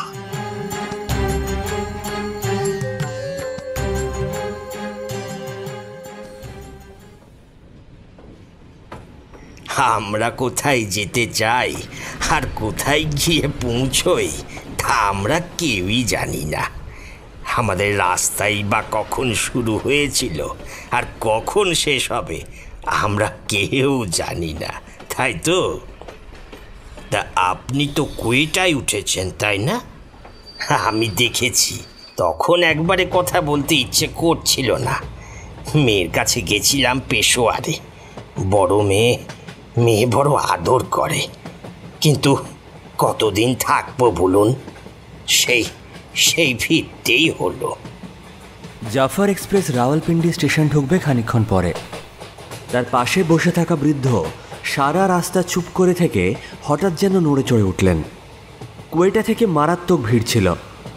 কোনো মতে প্যাসেঞ্জার কামরায় বসার জায়গা ম্যানেজ করতে পেরেছিল। পাঠানদের চেহারা ভারী লম্বা চওড়া। একটা সময় কারো একটা কোলেও বসতে হয়েছে। সৈকত তো ভাবে না, পথে বেশি ভাবলে চলে না। তাছাড়া পাকিস্তানের সাধারণ মানুষ এভাবেই যাতায়াত করে। প্রথম যেবার সে পাকিস্তান এসেছিল পাবলিক ট্রান্সপোর্টে বেশ অসুবিধা হতো, পরে সয়ে যায়। সাধারণ মানুষ সব দেশেই একরকম, একইভাবে খেটে খুঁটে জীবিকা নির্বাহ কখনো হয় কখনো হয় না। এর মধ্যে আনন্দ আসে প্রতিবেশী দেশের সঙ্গে যুদ্ধ লেগে গেলে। মানুষ উত্তেজিত হয়, নিত্য প্রয়োজনীয় জিনিসপত্রের দাম বাড়লে একটুও দুঃখিত হয় না, বরং আনন্দে থাকে। এইবারে বোধহয় প্রতিবেশী দেশকে শায়েস্তা করা যাবে। একঘেয়ে হতাশাগ্রস্ত জীবনকে যুদ্ধ ছাড়া আর কোনো কিছুই আনন্দ দিতে পারে না, ক্রিকেট ম্যাচে জয়ও না। সৈকত বলল, আমি ইসলামাবাদ যাচ্ছি, কোয়েটায় ব্যবসার কাজ ছিল। বাহ বাহ, ব্যবসা খুব ভালো। তা বিয়ে করেছেন নাকি? না। তা বাবা মা কি করেন? বাবা আর্মিতে ছিলেন, বর্ডারে শহীদ হন। আহা, ইয়াল্লাহ, তাহলে তো খুব ভালো ফ্যামিলির ছেলে তুমি। তা একটা কথা বলছিলাম, যদি কিছু মনে না করো। বলছিলাম আমার ছোট মেয়েকে বিয়ে করবে। মাশাআল্লাহ, খুব সুন্দরী। এই দেখো ছবি, দেখো দেখো। সৈকতকে নড়ার অবকাশ না দিয়ে আপনি থেকে তুমিতে নেমে গিয়ে বুড়ো ছবি বের করলো পকেট থেকে। মেয়েটার বয়স 18 হয়নি। সৈকত বলল, এ তো বাচ্চা মেয়ে, এত তাড়াতাড়ি বিয়ে দিয়ে দেবেন? তুমি কি আমেরিকায় থাকো নাকি হে ছোকরা? এ দেশে কি বুড়ি হলে মেয়ের বিয়ে দেব? মাথা খারাপ হয়ে গেছে তোমার? বাদ দাও, আগে তুমি বলো বিয়ে করবে কি না। সৈকত উত্তর না দিয়ে হেসে ফেলল। বৃদ্ধ রেগে গিয়ে গজগজ করতে লাগলেন। দেশের নজওয়ানরা সব ফাজিল হয়ে যাচ্ছে, বয়স্কদের সম্মান করা ভুলে গেছে। এদের সবাইকে বর্ডারে পাঠিয়ে দেওয়া উচিত ইন্ডিয়ার বিরুদ্ধে যুদ্ধ করার জন্য। তাতে যদি দেশের কিছু ভালো হয় তো হবে। ট্রেন রাওয়ালপিন্ডি স্টেশন ঢুকছে দেখে সৈকত আর দাঁড়ালো না, দরজার কাছে চলে গেল। স্টেশনে থামতেই সে নেমে ট্যাক্সি স্ট্যান্ডের দিকে দৌড় লাগালো। ইসলামাবাদ সেক্টর 7 যেতে 2 ঘন্টা লাগার কথা। সে আর ট্যাক্সি পেল। 4 জন উঠল একটা সেডানে। সে ড্রাইভারের পাশে বসার জায়গা পেল। গাড়ির পেছনে 3 জন যুবক হৈ হৈ করতে করতে উঠল। 3 জনেই লন্ডন যাচ্ছে পড়তে, দেশে ফেরার ইচ্ছে নেই কারোর। ড্রাইভার বলল, আমারও আর এই দেশে থাকতে ইচ্ছে করে না, আমাকে নিয়ে যাও তোমরা। ছেলেগুলো খুব হাসছে। সৈকত দেখেছে এই পাকিস্তানের ভেতরে আরেকটা পাকিস্তান আছে। সুশিক্ষিত, আদব কায়দা জানা, ইংরেজি মাধ্যমে শিক্ষিত উচ্চবর্ণের প্রতিনিধি এরা। দিন দিন দেশ ছাড়ার প্রতিযোগিতা বাড়ছে এদের মধ্যে। দেশের অর্থনীতি ঝুঁকে পড়ছে। সামরিক বাহিনীর ওপর প্রবল পরিমাণে নির্ভরশীল এরা। দেশের সরকার যে কোনো সময় টলিয়ে দিতে পারে পাকিস্তানি সেনাবাহিনী। একদিকে ভারতের সঙ্গে ঝামেলা, অন্যদিকে তালিবান এবং সন্ত্রাসবাদী সংগঠনগুলোর ভার বহন করার রাজনৈতিক বাধ্যবাধকতা। বিশ্বব্যাংকের ধারের টাকায় তৈরি ঝাঁ চকচকে রাস্তাঘাট দেখলে কে বলবে দেশটার এত খারাপ অবস্থা? সেক্টর 7 পৌঁছতে রাত হয়ে গেল। একটা দোতলা বাড়ির ঠিকানা দিয়েছিল জাভিদ। নেম প্লেটে ইলিয়াস খান লেখা। Calling bell টিপল। ছোটখাটো চেহারার একজন মানুষ তাকে দেখে বলল, খুব কষ্ট হলো তাই না? জানি আর জানি। তা হলো। লোকটা বলল, হ্যাঁ, ঘরে এসো। সৈকত বাড়িটায় ঢুকল। সুসজ্জিত একটা উচ্চবিত্তের ড্রয়িং রুম। সৈকত বলল, আপনি ইলিয়াস খান? লোকটা ঘাড় নাড়ল, বলল, খেয়ে দিয়ে লম্বা একটা ঘুম দিয়ে রাতটা কাটাও। যে রাস্তায় এসেছো সে রাস্তায় কাল সকালে ফিরে যাও। চিফ জানিয়েছেন মিশন ক্যান্সেল। যে মেয়েকে উদ্ধার করতে এসেছো সে বিষ খেয়ে সুইসাইড করেছে। সৈকত হাঁ করে ইলিয়াস খানের দিকে তাকিয়ে রইল। ইলিয়াস খানের বাড়ি বেশ বড়, আসবাবপত্রও দামি। সৈকত হাঁ করে দেখতে লাগলো। ইলিয়াস বলল, কি দেখছো? এগুলো সবই কি কাকুলি ফার্নিচার? ইলিয়াস অবাক গলায় বলল, মানে? ওহ, জানেন না? এটা লেটেস্ট ট্রেন্ড, দামে কম মানে ভালো। ইলিয়াস হাসল না, তাচ্ছিল্যের মুখে বলল, কান্দাহার থেকে আনানো, এগুলো পাথরের টেবিল। এক একটার দাম কত জানো? তোমাদের ইন্ডিয়ার লোকেরা অ্যাফোর্ড করতে পারবে না পর্যন্ত। চাপ বাবা, আমাদের ইন্ডিয়া মানে? আপনি ইন্ডিয়ার লোক না? কোন দুঃখে আমি ইন্ডিয়ার লোক হতে যাব? আমার 14 পুরুষ পাকিস্তানি, অবশ্য তারা গিলগিটের লোক। ও, আপনি শিয়া মুসলমান, তাই তো? অত জেনে কাজ নেই তোমার। কাবাব বানিয়েছি, তুমি আসবে বলে, খেয়ে উদ্ধার করো। আমি জানতাম এখান থেকে সিকিউর লাইনে কথা বলা যাবে। হ্যাঁ যাবে তো, চলো খেয়ে নি। ইলিয়াস খেতে দিল গাদা গাদা কাবাব, আর কিচ্ছু নেই। সৈকত বলল, শুধু কাবাব? আজ ইচ্ছে হলো না, তাই আর বানাইনি অন্য কিছু। কাবাব অবশ্য অত্যন্ত সুস্বাদু, মুখে দিতেই গলে যাচ্ছে। সৈকত তৃপ্তির মুখ করে বলল, আহা, জীবনের সেরা কাবাব খেলাম আজ। সেটাই আমার কাজ, ভালো তো হবেই। র্যাডিশনের শেফ আমি, আর তুমি এখানে থাকলে 1 মাসে চেহারা ফিরিয়ে দিতাম। এই শিরিঙ্গে রোগা চেহারা নিয়ে কি করে যে তো জার্নি করো কে জানে। আমারও তাই মনে হচ্ছিল, আপনি বড় কোনো জায়গার শেফ।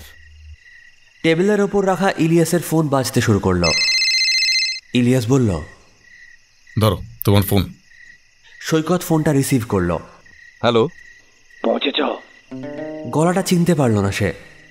হ্যাঁ ঠিক আছে, লাহোরে খুব ভালো ফিরনি তৈরি হচ্ছে আজকাল, খেয়ে যেও।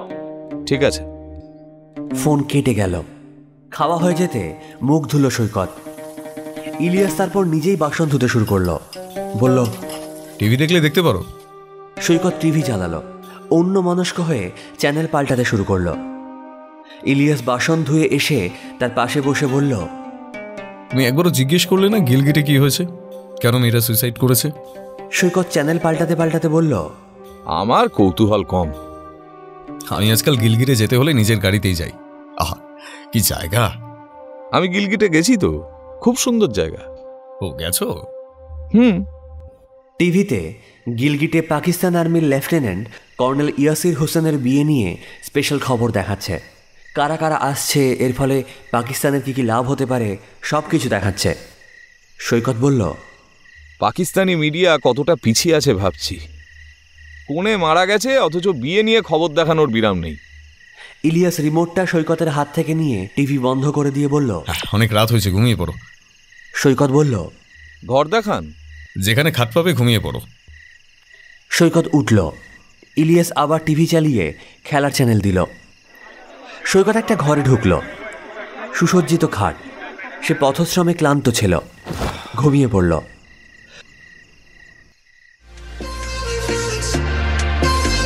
ঘুম ভাঙল মাঝরাতে। সে যে ঘরে ঘুমোচ্ছিল সেই ঘরের মিউজিক সিস্টেম তীব্র শব্দে বাজতে শুরু করায় ঘুম ভেঙে উঠে বসল সৈকত। সে উঠে ঘর থেকে বেরিয়ে দেখল ড্রয়িং রুমে ইলিয়াসের সঙ্গে 3 জন লোক বসে টিভি দেখছে। 3 জনের মধ্যে একজনকে দেখে ষাটোর্ধ্ব বলে মনে হলো, বাকিরা যুবক। ইলিয়াস তাকে দেখে বলল, ঘুম হয়ে গেল, এসো। সৈকত ড্রয়িং রুমে ঢুকে সোফায় বসে বলল, আহ, এভাবে ঘুম ভাঙানো কোন দেশি সভ্যতা। ইলিয়াস যে সোফায় বসেছিল সেটা থেকে উঠে দাঁড়িয়ে সোফার গদি সরিয়ে একটা বাক্স বের করলো। তাদের সামনে মেঝেতে বাক্সটা খুলে দিয়ে বলল, আমি সিকিউর লাইনে চিফের সঙ্গে কানেক্ট করছি। সৈকত, ইনস্ট্রাকশন শুনে নাও। জানতাম।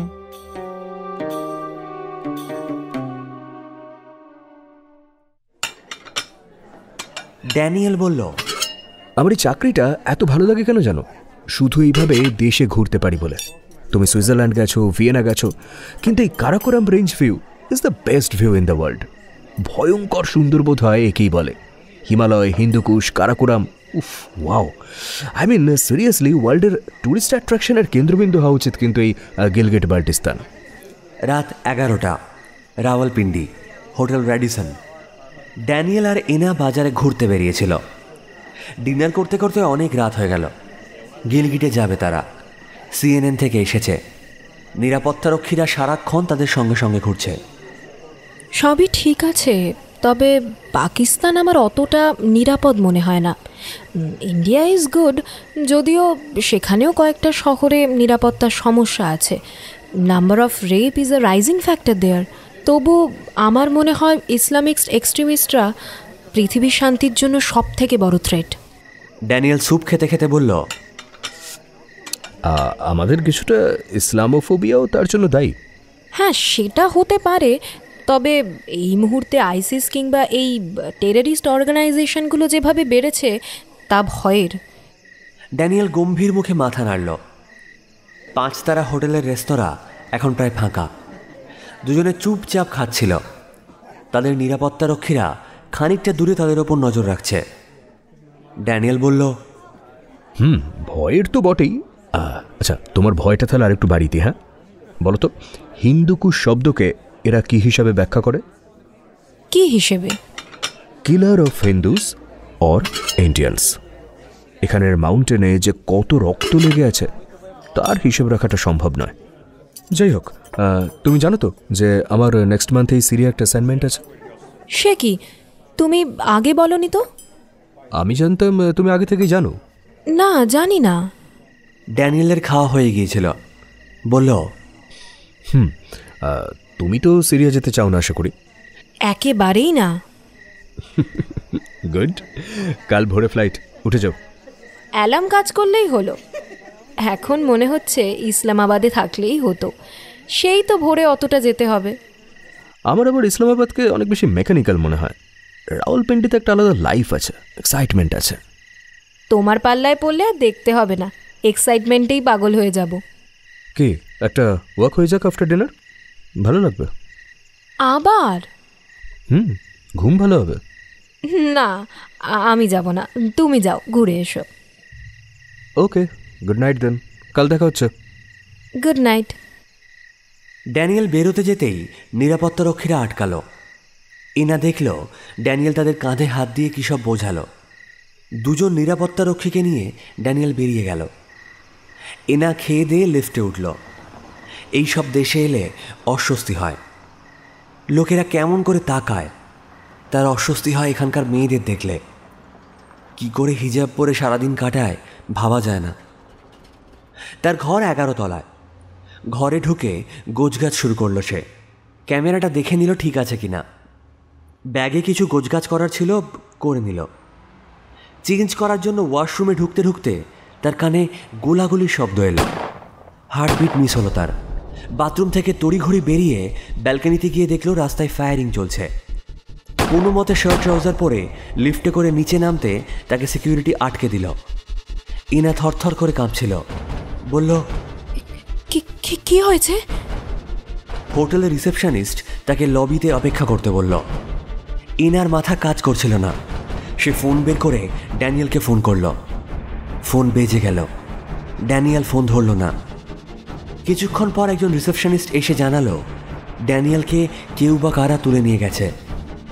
ড্যানিয়েলের সঙ্গে যে নিরাপত্তারক্ষীরা ছিল তাদের লাশ রাস্তায় পড়ে আছে।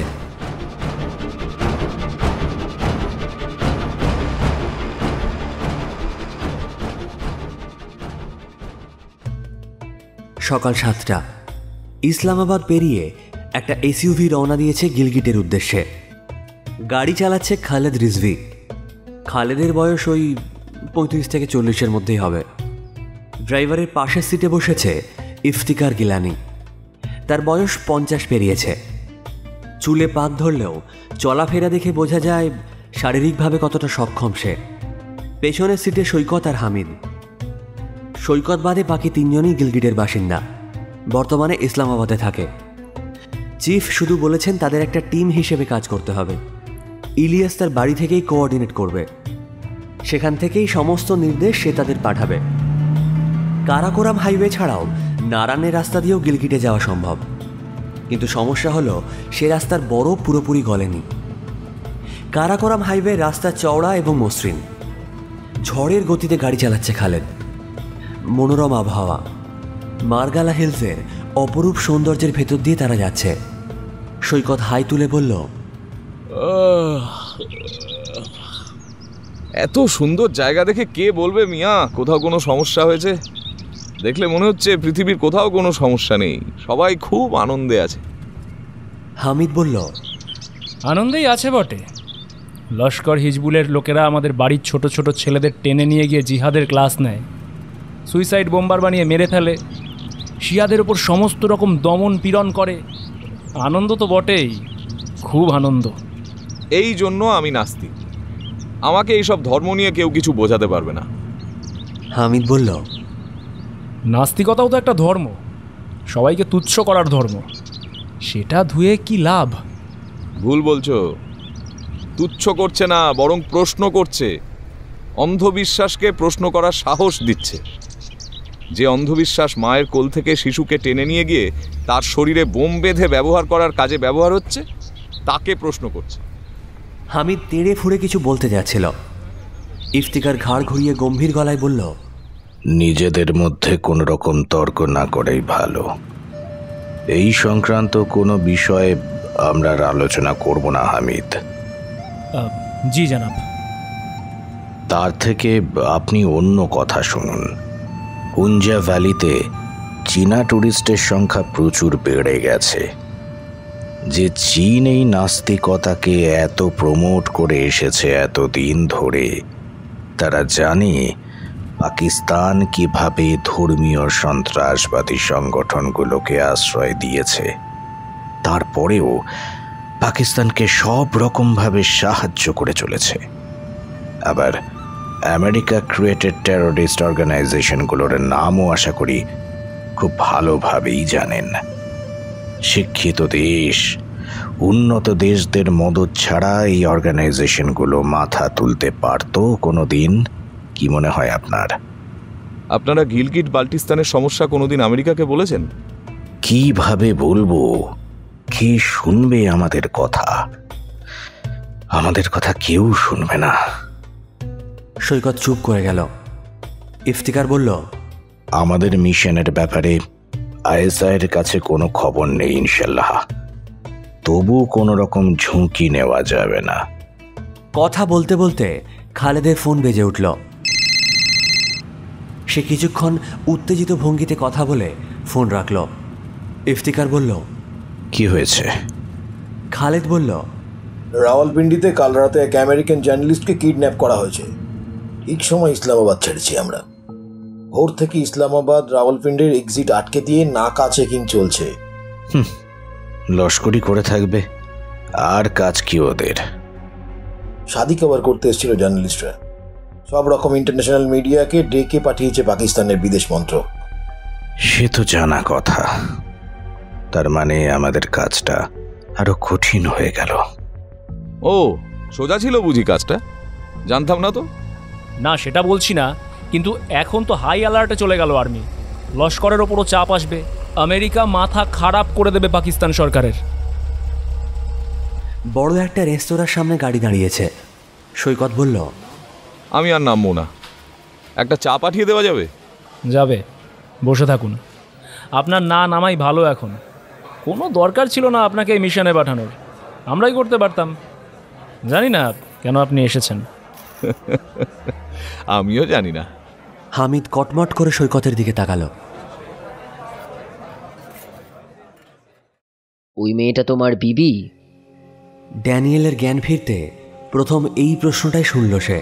মাথায় অসহ্য ব্যথা করছে। কিডন্যাপিংয়ের সময় মাথায় কিছু একটা দিয়ে জোরে মারা হয়েছিল। চোখ খুলে দেখল একটা বেশ বড় ঘর।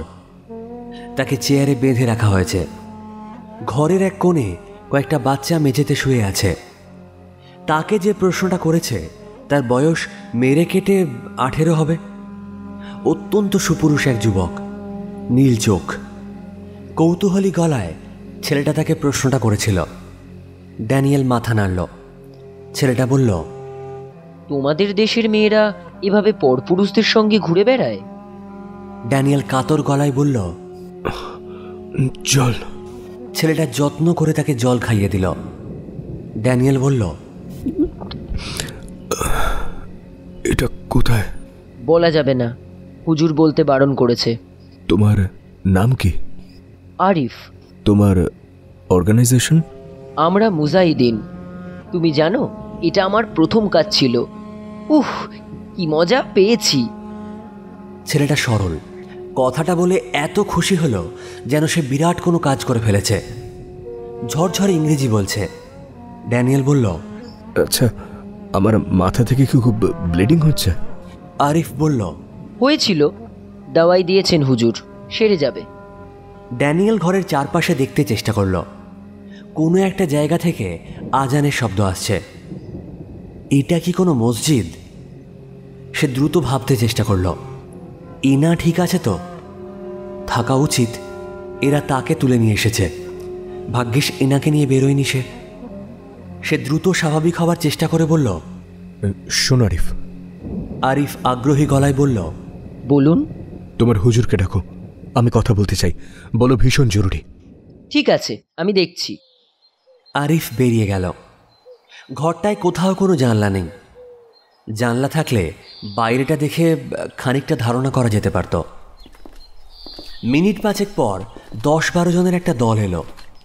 তাদের মধ্যে সব থেকে বয়স্ক মানুষটার চোখে সুরমা, বড় দাড়িতে মেহেন্দি করা। তার সামনে এসে বসল। ড্যানিয়েল বলল, আমাকে তুলে আনার তো কোনো মানে হয় না।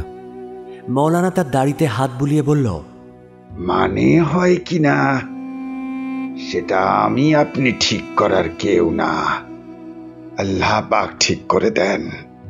ড্যানিয়েল বলল, কি করবেন আমাকে নিয়ে?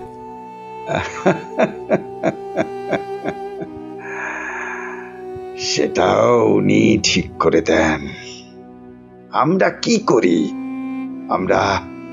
আমরা জিহাদ করি ওর দেখানো পথে। উনি এইভাবে মারতে বলেন নিরীহ মানুষকে? আফগানিস্তানে তালিবান দমনের নামে বোমা ফেলে ফেলে শিশু হত্যা করেছে তোমাদের দেশ। ইরাকে, সিরিয়ায়, গোটা পৃথিবীতে কত গরিব মুসলমান মারা গেছে। নিউটনের 3rd ল, নাথিং এলস। আপনি নিউটনও জানেন? কেন জানবো না? সব কি তোমাদের পশ্চিমী দেশের মানুষেরাই জানে? দেখুন, আপনাকে একটা কথা বলি। আমাদের দেশের সরকার যেমন ইরাক, সিরিয়া কিংবা আফগানিস্তান অ্যাটাক করে, একইভাবে আমাদের দেশে এমন প্রচুর মানুষ আছে যারা এই সব কিছুর প্রতিবাদ করে, যারা যুদ্ধ চায় না। আমি জার্নালিস্ট, আপনি আপনাদের কথাটা আমার মাধ্যমে গোটা পৃথিবীকে বলতে পারেন। সেটা না করে এইভাবে কেন আটকে রেখেছেন? আমাদের পবিত্র মাটিতে তোমাদের ঢুকতে দেব না বলে। ও হ্যাঁ, সিআইএ আমাদের 2 জনকে আটকে রেখেছে। আমরা যোগাযোগ করেছি, তাদের ফেরত না পেলে তোমাকেও আর দেশে ফিরতে হবে না ইনশাল্লাহ। মৌলানা জোরে হেসে উঠল, সঙ্গে বাকিরাও। ড্যানিয়েল বলল, শুনুন মিস্টার, আমি যেদিন সিএনএন জয়েন করেছিলাম সেদিন থেকেই জানি এভাবেও মরতে হতে পারে। ওই সব ভয় আমাকে দেখিয়ে কোনো লাভ নেই। বরং এটুকু জানবেন যে আমার কিছু হলে অ্যাবটাবাদে যেভাবে লাদেনকে কুকুরের মতো মারা হয়েছিল না, সিআইএ আপনাদের তার থেকেও কিন্তু খারাপ অবস্থা করতে পারে। মৌলানা উঠে ড্যানিয়েলের মুখে থুতু দিল। বাকিদের বলল, এটাকে এত মারো যেন না মরে বেঁচে থাকে, জিন্দা লাশ বানিয়ে দাও।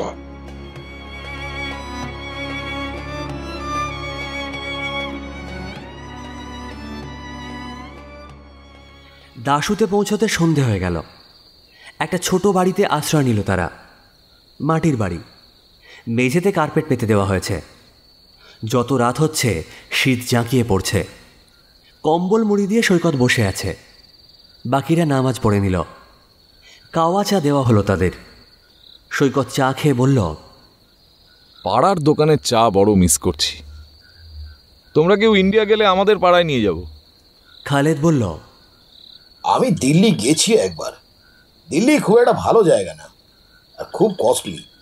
এরপরে কলকাতায় গেলে এসো, আমি ঘুরিয়ে দেখাবো।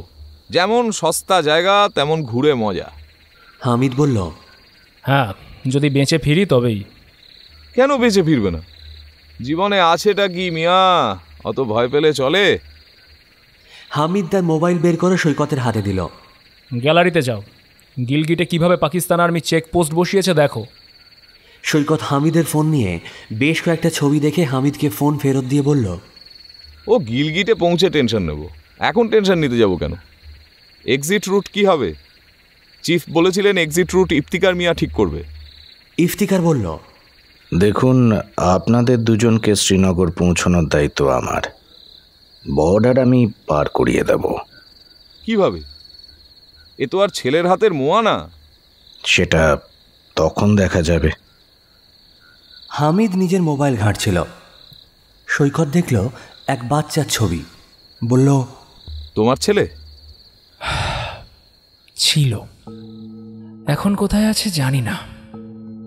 ইফতিকার হামিদের কাঁধে হাত রাখল। খালেদ মেঝেতে শুয়েছিল। অনেকটা পথ গাড়ি চালিয়ে সে ক্লান্ত। বলল, হামিদ যখন ইসলামাবাদে ছিল ওর ফ্যামিলি গিলগিটেই ছিল। লস্করের নিজেদের মধ্যে ঝামেলা লাগে, ওদের গোটা গ্রাম জ্বালিয়ে দিয়েছিল ওরা। হামিদের ফ্যামিলির কেউ আর বেঁচে নেই এখন। ও, আই এম সো সরি। আর ইফতিকার মিয়ার ঘটনাটা শুনলে কি বলতে তুমি? খালেদ। খালেদ চুপ করে গেল। আবহাওয়া থমথমে হয়ে গেল। কিছুক্ষণ পর ইফতিকার উঠে বাইরে চলে গেলেন। খালেদ দরজাটা দেখে নিশ্চিন্ত হয়ে বলল, পাকিস্তানি আর্মি ওর বিবিকে তুলে নিয়ে গিয়েছিল। পরের দিন নদীর পাড়ে লাশ পাওয়া গিয়েছিল। তা সত্ত্বেও গিলগিট সেভাবে পাকিস্তানের বিরুদ্ধে আওয়াজ তোলেনি। এটা তো একটা ঘটনা না, আরো অসংখ্য ঘটনা আছে। আমি যতবার গিলগিটে গেছি প্রতিবার কোথাও না কোথাও শিয়া মসজিদ ভাঙার ঘটনা আছে। হামিদ বলল, গিলগিট বাল্টিস্তানে শুধু পাক আর্মি অ্যাক্টিভ না, তার সঙ্গে লস্কর আছে, হিজবুল আছে। গিলগিট আর কত মানুষ আছে, কে এদের আর্মস দেবে? এরা আর উপায় না দেখে ইরানে পালিয়ে যায়। এছাড়া আর কোনো উপায় নেই আমাদের। হ্যাঁ, আজ যতটা আরামে এলাম কাল এতটা আরাম থাকবে না। রাস্তার হাল ভীষণ খারাপ সামনে। সৈকত কিছু একটা বলতে যাচ্ছিল। ইফতিকার ঘরে ঢুকে বলল, ওই জার্নালিস্টকে নিয়ে পাকিস্তান গভর্নমেন্টের ওপর চাপ তৈরি করছে মার্কিনীরা। ইলিয়াস ফোন করেছিল। কার কাজ কিছু জানা গেল? লস্কর। ওরা এখন খুব অ্যাক্টিভ হয়েছে এদিকে। তার পবিত্র গিলগিটে মার্কিনীরা আসুক, মৌলানা নিশ্চয়ই চাইবে না। মৌলানা মানুষ না, পাক্কা শয়তানের বাচ্চা একটা। কোনোদিন যদি হাতের কাছে পেতাম না, বন্দুকের সব কটা কার্তুজ ওর ভেতরে ভরে দিতাম। শালা সবকিছু শেষ করে দিল আমাদের। রাগে হামিদের মুখ লাল হয়ে গেল। ইফতিকার বলল, খালেদ, একবার পারমিটটা আমাকে দাও তো। খালেদ বুক পকেট থেকে একটা কাগজ বের করে ইফতিকারকে দিল। ইফতিকার কাগজটা বের করে দেখে সৈকতকে বলল, ঠিক আছে। এটার সঙ্গে হয়তো আমাদের 4 জনের পরিচয়পত্র দেখবে ওরা। আপনি আপনার পরিচয় মুখস্থ করে নিন। একদম চিন্তা নেই। কিন্তু এ পারমিট কি করে জোগাড় করলেন? খালেদ ফিকফিক করে হাসতে লাগলো।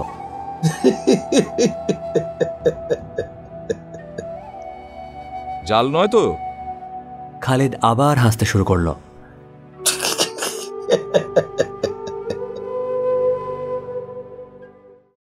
ফাজিয়া তার ঘরে চুপ করে শুয়েছিল। জানলা খোলা, শীতল হাওয়া আসছে জানলা দিয়ে। তার সেদিকে কোনো খেয়াল নেই। তার মন একেবারেই ঠিক নেই। ঘরের দরজা খুলে তার খালা ঢুকলো। বলল, ফাজিয়া, আজমাত সাহেব এসেছেন, তোমার সঙ্গে কথা বলতে চান। আর তুমি জানলা বন্ধ করনি কেন? ফাজিয়া বলল, আমার আজমাত সাহেবের সাথে দেখা করার কোনো ইচ্ছে নেই, ওকে চলে যেতে বলো। খালা জানলা বন্ধ করে দিয়ে বলল, আজমাত সাহেবই সব সামলাচ্ছেন এখন। তোমার বাবার মৃত্যুর পরে তো উনিই দেখছেন। ওর কথা না শুনলে হয় বলো? ফাজিয়া তেতো মুখে খালার দিকে কয়েক সেকেন্ড তাকিয়ে হিজাব পরে বাইরের ঘরে গেল। আজমত বসে আছে। তার বাবার মৃত্যুর পর গিলগিট বাল্টিস্তানের শিয়াদের নেতা হয়েছে আজমত। তাকে দেখে দাঁত বের করে বলল, সব সালামত তো বেটি? জি। আমি জানি তুমি আমার উপর রেগে আছো, কিন্তু মা, ভেবে দেখো, ইয়াসির সাহেবের সঙ্গে তোমার বিয়ে হয়ে গেলে আমরা শিয়ারা কিছুদিন অন্তত শান্তিতে থাকতে পারব।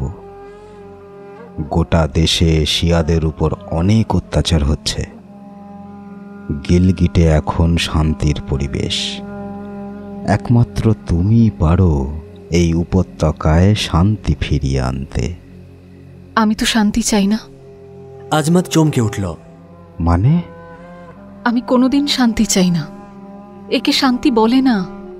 কবরস্থানে যেমন শুধু মৃত মানুষ ছাড়া আর কেউ থাকে না, গিলগিটেও তেমন শিয়ারা এখন মৃত প্রজাতি হয়ে গেছে। তাদের মতে রমতে পাকিস্তানি আর্মি বাড়ি থেকে তাদের মেয়েদের তুলে নিয়ে যাচ্ছে, ছেলেদের মুজাহিদ বাহিনীতে ভর্তি করে দিচ্ছে। এই শান্তি আমি চাইনি, আব্বুও চাইনি। আর আর আপনার লজ্জা করে না চাচা? আয়নায় মুখ দেখেন কি করে নিজের? ছেলেকে তো তেহরানে পাঠিয়ে দিয়েছেন, মেয়েকেও। আর আর এখন আমাকে জোর করে এই সমঝোতার বিয়ে করতে বলছেন। আমার না মাঝে মাঝে সন্দেহ হয়, জানেন তো, আমার আব্বুকে খুনের পেছনে আপনারও হাত ছিল না তো? আজমত রেগে গেল। তুমি এগুলো কি বলছো? ফাজিয়া শান্ত গলায় বলল, আমি ভেবে চিনতে বলছি, একটা কথাও বাড়িয়ে বলছি না। আজমত থমথমে মুখে উঠে দাঁড়ালো। তাহলে তো আমার এখানে থাকার কোনো প্রয়োজন খুঁজে পাচ্ছি না আমি। আপনাকে আমি দাওয়াত দিয়ে নিয়ে আসিনি চাচা। আজমত বেরোতে যাচ্ছিল, এমন সময় একটা জিপ এসে দাঁড়ালো। আজমত ফ্যাকাশে গলায় বলল, ইয়াসির সাহেব এসেছেন। ভালো তো, যান, পোষা কুকুরের মতো পা চাটুন। আজমত রেগে গেলেও কিছু বলল না। ইয়াসির ড্রয়িং রুমে ঢুকে ফাজিয়ার দিকে তাকিয়ে বলল, বসতে পারি? আজমত বলল, বসুন জনাব, আপনারই তো বাড়ি। ইয়াসির চেয়ারে বসে ফাজিয়ার দিকে এক দৃষ্টিতে তাকিয়ে বলল, দেশ বিদেশের মিডিয়া আসবে এই বিয়ে কভার করতে, চ্যানেলে চ্যানেলে দেখানো হবে, এক ঐতিহাসিক বিয়ে হবে ইনশাল্লাহ। হুজুর, সব আপনাদের মেহেরবানি। আজ সন্ধেয় একটা ইন্টারভিউ নেওয়া হবে বেগমের। আশা করব উনি যেন গিলগিটের শান্তির পক্ষে সওয়াল করেন। আর্মি এবং এখানকার অধিবাসীরা যে ঐক্যের শপথ নিচ্ছে তা যেন তিনি প্রচার করেন। নিশ্চয়ই জনাব, তাই হবে। ফাজিয়া শক্ত হয়ে বসেছিল। ইয়াসির বলল, বেগমের কি কিছু লাগবে? দামি পাথর কিংবা কসমেটিক্স? আমি তাহলে ইসলামাবাদ থেকে আনানোর ব্যবস্থা করব। ফাজিয়া ঘাড় নেড়ে না করে দিল। জনাব, আমাদের বিটিয়া লজ্জা পাচ্ছে। আপনার যা আনার তা তো আপনি আনবেনই। বেশ, ঠিক আছে, আমি এখন উঠি। আর হ্যাঁ, কোনো দরকার পড়লে খবর দেবেন, আমি চলে আসব। খোদা হাফিজ।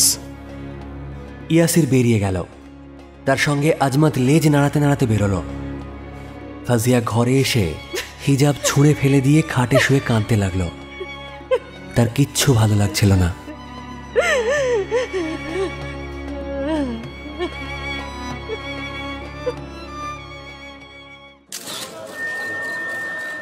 ইসলামাবাদ। পাকিস্তানের প্রতিরক্ষামন্ত্রী আবু সাইদের সাংবাদিক সম্মেলন ভিড়ে গিজগিজ করছে। আবু সাইদ সম্মেলন কক্ষে ঢুকে গম্ভীর মুখে বসে বললেন, গতকাল রাওয়ালপিন্ডির র্যাডিসন থেকে CNN-এর সাংবাদিককে কিডন্যাপিংয়ের তদন্ত আমরা শুরু করেছি। খুব শীঘ্রই ড্যানিয়েল মুক্তি পাবে ইনশাল্লাহ। প্রশ্নবান ছুটে আসতে শুরু করলো। স্যার স্যার স্যার স্যার কারা এই কিডন্যাপিংয়ে যুক্ত? স্যার স্যার স্যার পাকিস্তান সরকারের মদত ছাড়া কি করে করছে এসব? স্যার গিলগিটে কর্নেলের বিয়ের অনুষ্ঠানে বিদেশি সাংবাদিকদের নিরাপত্তার দায়িত্ব কে নেবে? Pakistan government sir. আবু সাইদ বললেন, দেখুন, আপনারা ভুল করছেন। ড্যানিয়েলকে যে লস্করই কিডন্যাপ করেছে সে সম্পর্কে কোনো সলিড এভিডেন্স নেই।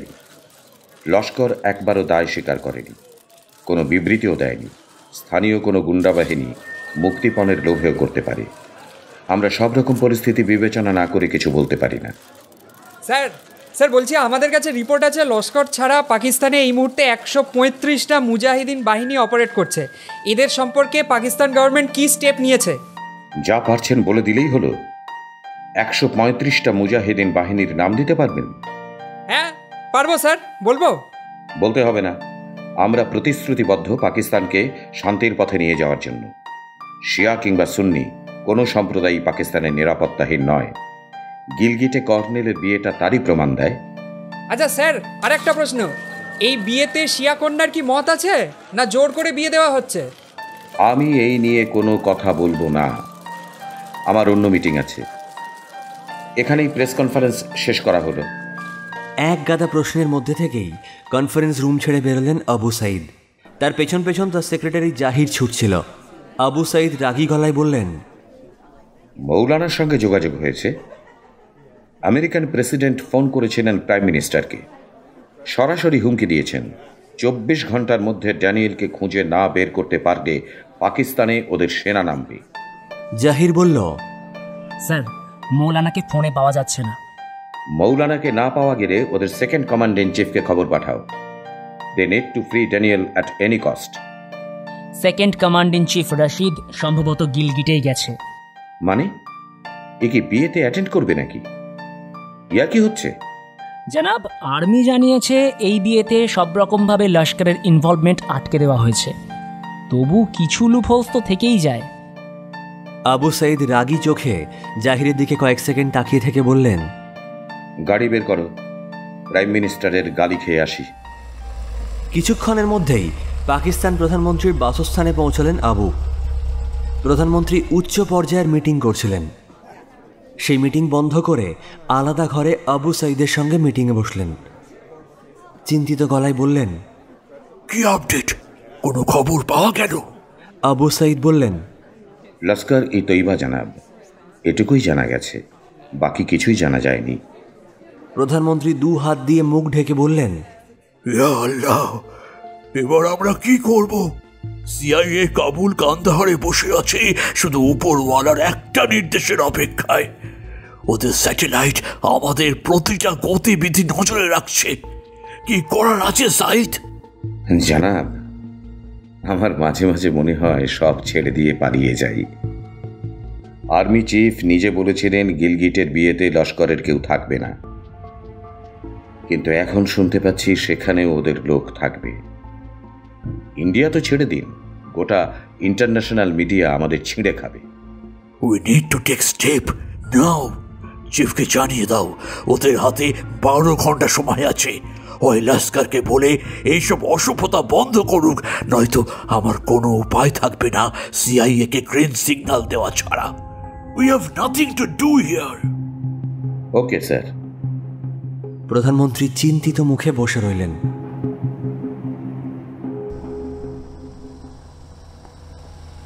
ইসলামাবাদ সেক্টর 7, ভোর রাত।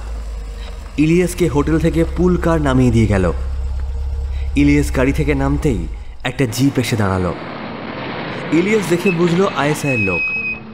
সে মাথা ঠান্ডা রাখার চেষ্টা করল। গাড়ি থেকে একজন তার দিকে রিভলভার তাক করে বলল, উঠে এসো। ইলিয়াস চুপচাপ গাড়িতে উঠে পড়ল। কেউ কোনো কথা বলছে না। ইলিয়াস চুপ করে রইল। কিছুক্ষণ পর শহর ছাড়িয়ে এসে একটা পোড়ো বাড়িতে গাড়িটা দাঁড়ালো। একজন তার পিঠে রিভলভারের খোঁচা মেরে বলল, চলো। ইলিয়াস গাড়ি থেকে নামল।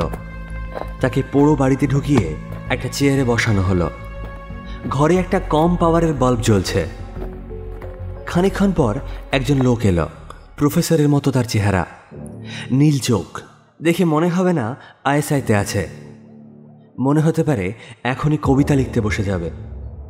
লোকটা ইলিয়াসের দিকে হাসি মুখে তাকিয়ে বলল, আমি আলী, আপনি ইলিয়াস, ভালো আছেন আপনি? ইলিয়াস বলল, জি জনাব, নাইট ডিউটি করে খানিকটা ক্লান্ত। আলী বলল, র্যাডিসনের চিফ শেফ আপনি।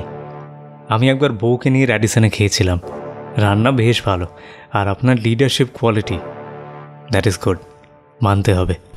র্যাডিসনে হাই কোয়ালিটি মেনটেন করা হয় জনাব। বিভিন্ন বিদেশি গেস্ট আসে, আমাদের দেশের যাতে কোনো রকম নাম খারাপ না হয় তার চেষ্টা থাকে সব সময়। গুড। তো ইলিয়াস, আপনি আমাকে বলুন, সিএনএনের জার্নালিস্ট ড্যানিয়েলের অপহরণ যেদিন হলো সেদিন আপনি ছুটি নিয়েছিলেন কেন? ইলিয়াস স্বস্তির নিঃশ্বাস ফেলল। সে ভেবেছিল তাকে সৈকতের ব্যাপারে প্রশ্ন করা হবে। ইলিয়াস বলল, জি জনাব, আমার শরীরটা খারাপ ছিল সেদিন। আলী বলল, ও, ডাক্তার দেখিয়েছিলেন? না জনাব, প্যারাসিটামল খেয়েছিলাম। ভেবেছিলাম যদি তারপরেও জ্বর না কমে তাহলে হাসপাতালে যাওয়া যাবে। এখন আর কোথাও যাননি? না জনাব। আপনার স্টাফদের মধ্যে কাউকে সন্দেহ হয় যারা লস্কর বা কোনো টেররিস্ট অর্গানাইজেশনের সঙ্গে যুক্ত হতে পারে? না জনাব, আমার সেটা মনে হয় না। র্যাডিসনের স্টাফ বেশ ভালো। তাছাড়া আমাদের সময় কোথায়, সর্বক্ষণ দৌড়ের মধ্যে থাকতে হয়। তা ঠিক। আচ্ছা, আপনার স্পেশালিটি কি? মোগলাই হুজুর। আমাদের অফিসারদের পার্টিতে আপনাকে ডাকা হলে ম্যানেজ করে আসতে পারবেন? নিশ্চয়ই জানাব, একবার ডাকলেই চলে আসবে। ইন্ডিয়ান এমবেসিতে আপনি লাস্ট মানডে কেন গেছিলেন? ইলিয়াসের এবার বুকটা খানিকটা কাঁপল, তবু যতটা সম্ভব স্বাভাবিক মুখ করে বলল, হাই কমিশনে একটা ডেলিগেশন টিম আসছে ইন্ডিয়া থেকে, তারা একটা ছোট পার্টি অ্যারেঞ্জ করতে চায়, সেই ব্যাপারেই আমি গেছিলাম।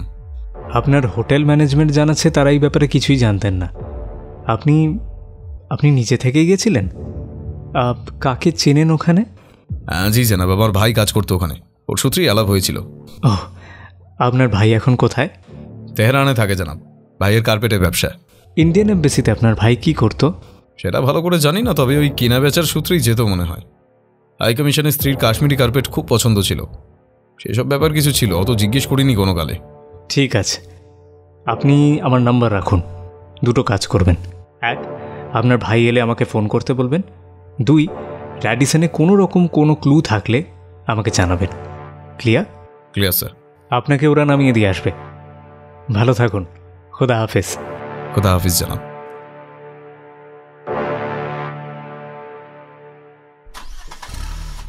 সকাল 6টায় দাশু থেকে বেরোলো তারা তিনজন। দাশু ছাড়তেই খারাপ রাস্তার মুখোমুখি হতে হলো তাদের। সৈকত বলল, ওফ, এই রাস্তাটা যে কবে ঠিক হবে। খালেদ বলল, খোদা জানে। এই রাস্তায় পিচ বলে আর কিছু অবশিষ্ট নেই। একদিকে ধুলো আর পাথরের পাহাড়, অন্যদিকে খাদ। রাস্তা কোথাও কোথাও সরু হয়ে এসেছে। খালেদ বলল, রাস্তার হাল আরেকটু ভালো হলে আরো ভোরে বেরোতে হতো। এই রাস্তার কাজ যে কবে শেষ হবে জানি না। সৈকত গাড়িতে উঠে এনার্জি সেভিং মোডে চলে গেছিল। সে চোখ বুঝেই বলল, এই জন্য গিলগিটে যেতে হলে সবাই হাওয়াই জাহাজ ইউজ করে। এই রাস্তায় জীবনটাই তো জি বাংলা হয়ে যাবে। হামিদ বলল, জি বাংলা কি? ওহো, বাংলা টিভি চ্যানেল। তুমি বাংলাদেশি? না, ইন্ডিয়ান। বাংলা ভাষায় কথা বললেই বাংলাদেশি হয়ে যায় না। পূর্ব ভারতের একটা বড় অংশ বাংলা ভাষায় কথা বলে। তা ঠিক। পাকিস্তানিদের একমাত্র এই বাঙালিরাই হাল খারাপ করে দিয়েছিল, মানে ইস্ট পাকিস্তানের। ইফতিকার বলল, যত দিন যাবে প্রতিটা প্রভিন্স পাকিস্তান থেকে বেরোতে চাইবে। দেশে খাবার নেই, এদিকে কাশ্মীর চাই। সব দেশেই এমন প্রভিন্স থাকে যারা গভর্নমেন্টের থেকে অন্য প্রভিন্সদের মতো সমান ট্রিটমেন্ট পায় না। ক্ষোভ থাকবেই। গভর্নমেন্ট তখনই ভালো হয় যখন সে দেশের প্রতিটা মানুষকে সমান চোখে দেখতে পারবে। পাকিস্তানি হুকুমত চাইলেও সমান চোখে দেখতে পারবে না। এত আর্মস ঢুকে গেছে, এতগুলো অর্গানাইজেশন এখানে অ্যাক্টিভ হয়ে গেছে। মানুষ বুঝে গেছে এই দেশে থেকে কিচ্ছু হবে না। সেটা গিলগিটের রাজকন্যা বুঝলো না কেন? আপনাদের উচিত ছিল অনেক আগে ওকে তেহরানে পাঠিয়ে দেওয়া। কিচ্ছু করার ছিল না, কিচ্ছু না। ফাজিয়ার আব্বু মারা যাওয়ার পর থেকেই পাকিস্তানি আর্মি ওদের গৃহবন্দী করে রেখেছিল।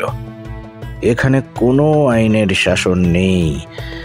যে বন্দুক হাতে নতুন আইন ঘোষণা করবে, আরেকজন শক্তিশালী কেউ আসার আগে সেটাই আইন হয়ে যাবে।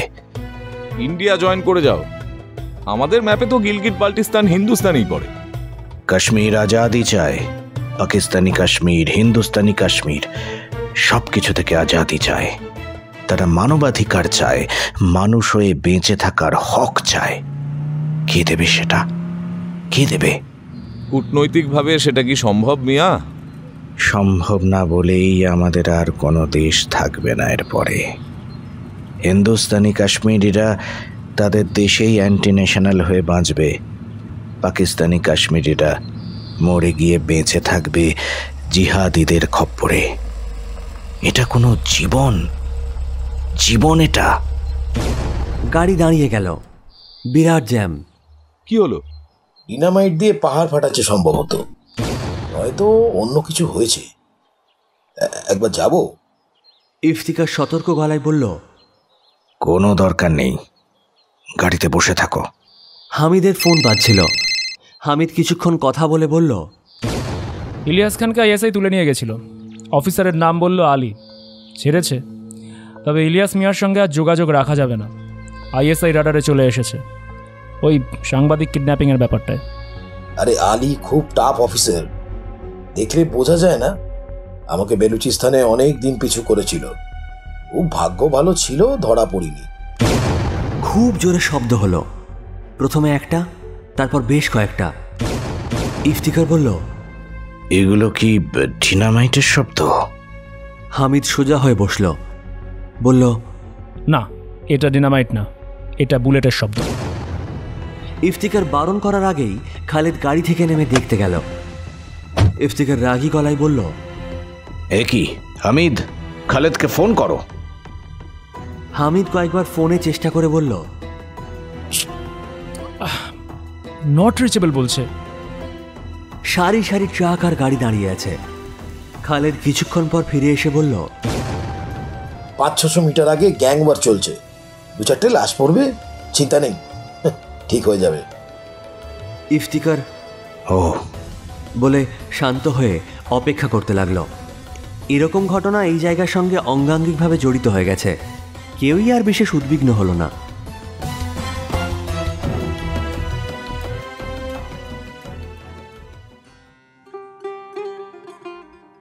খালা বারবার তার ঘরে আসছে। ফাজিয়ার বিরক্ত লাগছে। দরজা বন্ধ করলে বাইরে থেকে বারবার ধাক্কা দিচ্ছে খালা। রাত নেমেছে গিলগিটে। এই রাতেই তাদের বাড়িতে এলাকার বিদ্রোহীরা আসত। কিভাবে শান্তিপূর্ণ উপায়ে পাকিস্তান সরকারকে গিলগিটবাসীদের দাবি দাওয়া পেশ করা যাবে সে সম্পর্কে আলাপ হতো।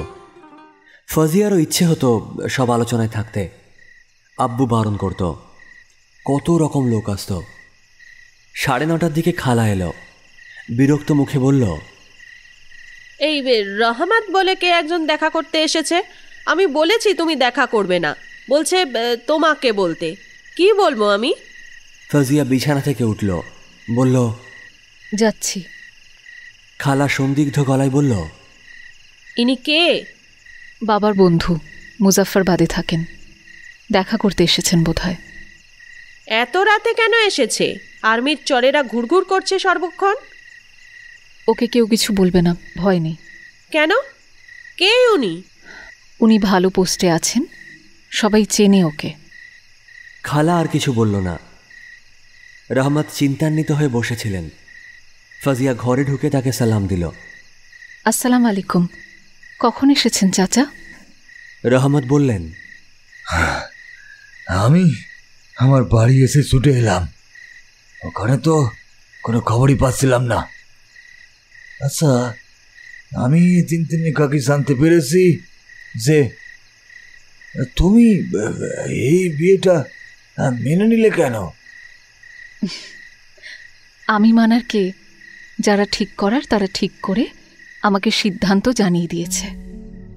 রহমত রেগে গেলেন। আসমাত একটা মানুষ না, ওই সিদ্ধান্ত আমাকে না জানিয়ে নিয়েছে। ফাজিয়া মাথা নিচু করল। রহমত বলল, তুমি কি চাও? হ্যাঁ, বলে দেখিনি। আপনি যা চান, আব্বু যা চাইতো, আজাদি। ফাজিয়ার দুটো চোখ জ্বলে উঠল। রহমত মাথায় হাত দিয়ে কয়েক সেকেন্ড চিন্তা করে বললেন, গোটা পাকিস্তানে তোমাদের বিয়ের খবর উঠে গেছে। বিয়ের দিন পাকিস্তান আর্মির প্রায় সব মাথা গিলগিটে আসবে। তুমি? খালা ঘরে ঢুকল।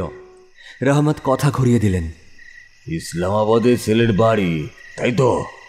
ফাজিয়া মাথা নাড়ল। খালা ফাজিয়ার দিকে তাকালেন। অনেক তো রাত হলো। ফাজিয়া বলল, আমার খালা। আজমত সাহেব আমাকে বিশেষ দায়িত্ব দিয়েছেন। এই বাড়িতে কে যায় কে আসে সব ব্যাপার ওকে জানাতে হবে। আপনি কি করবেন আপনি ঠিক করুন। রহমত বিদ্রুপের চোখে ফাজিয়ার খালার দিকে তাকিয়ে বললেন, আচ্ছা, আজমতের এখন এত ক্ষমতা হয়েছে? আহ খালা, তোমাকে বললাম তো রহমত চাচাকে নিয়ে কারো কোনো সমস্যা হবে না। অপমানে ফাজিয়ার খালার চোখ মুখ লাল হয়ে গিয়েছিল। বলল, আমার উপর শাদি অবধি অনেক দায়িত্ব আছে। কাপুরসের মতো পাকিস্তানি আর্মির গোলামি করার জন্য আপনাকে বেছে নিয়েছে বুঝি আজমত? হ্যাঁ, কিরকম দায়িত্ব প্রত্যাশা করে তারা? হ্যাঁ, গুপ্তচর বৃত্তি করা। আপনি এখন যেতে পারেন। রহমত উঠলেন, ফাজিয়ার দিকে তাকিয়ে বললেন, তোমাদের বাড়ি অনাকাঙ্ক্ষিত মানুষে ভরে গেছে ফাজিয়া। যে বাড়িতে এক সময় বীরেরা থাকতো সেখানে এখন কাপুরুষেরা চর রেখে দিয়েছে। তোমার যা দরকার হবে আমাকে খবর পাঠাবে, আমি চলে আসব। আর আপনি? রহমত ফাজিয়ার খালার দিকে তাকালেন। আপনি ওর এখন অভিভাবক, কি করছেন? হ্যাঁ, মেয়েকে বাঁচানোর জায়গায় কতগুলো শয়তানের হাতে তুলে দিচ্ছেন। হ্যাঁ, আপনার লজ্জা লাগে না? বেরিয়ে যান, বেরিয়ে যান এখান থেকে। রহমত রক্তচক্ষুতে ফাজিয়ার খালার দিকে তাকিয়ে বাড়ি থেকে বেরিয়ে গেলেন।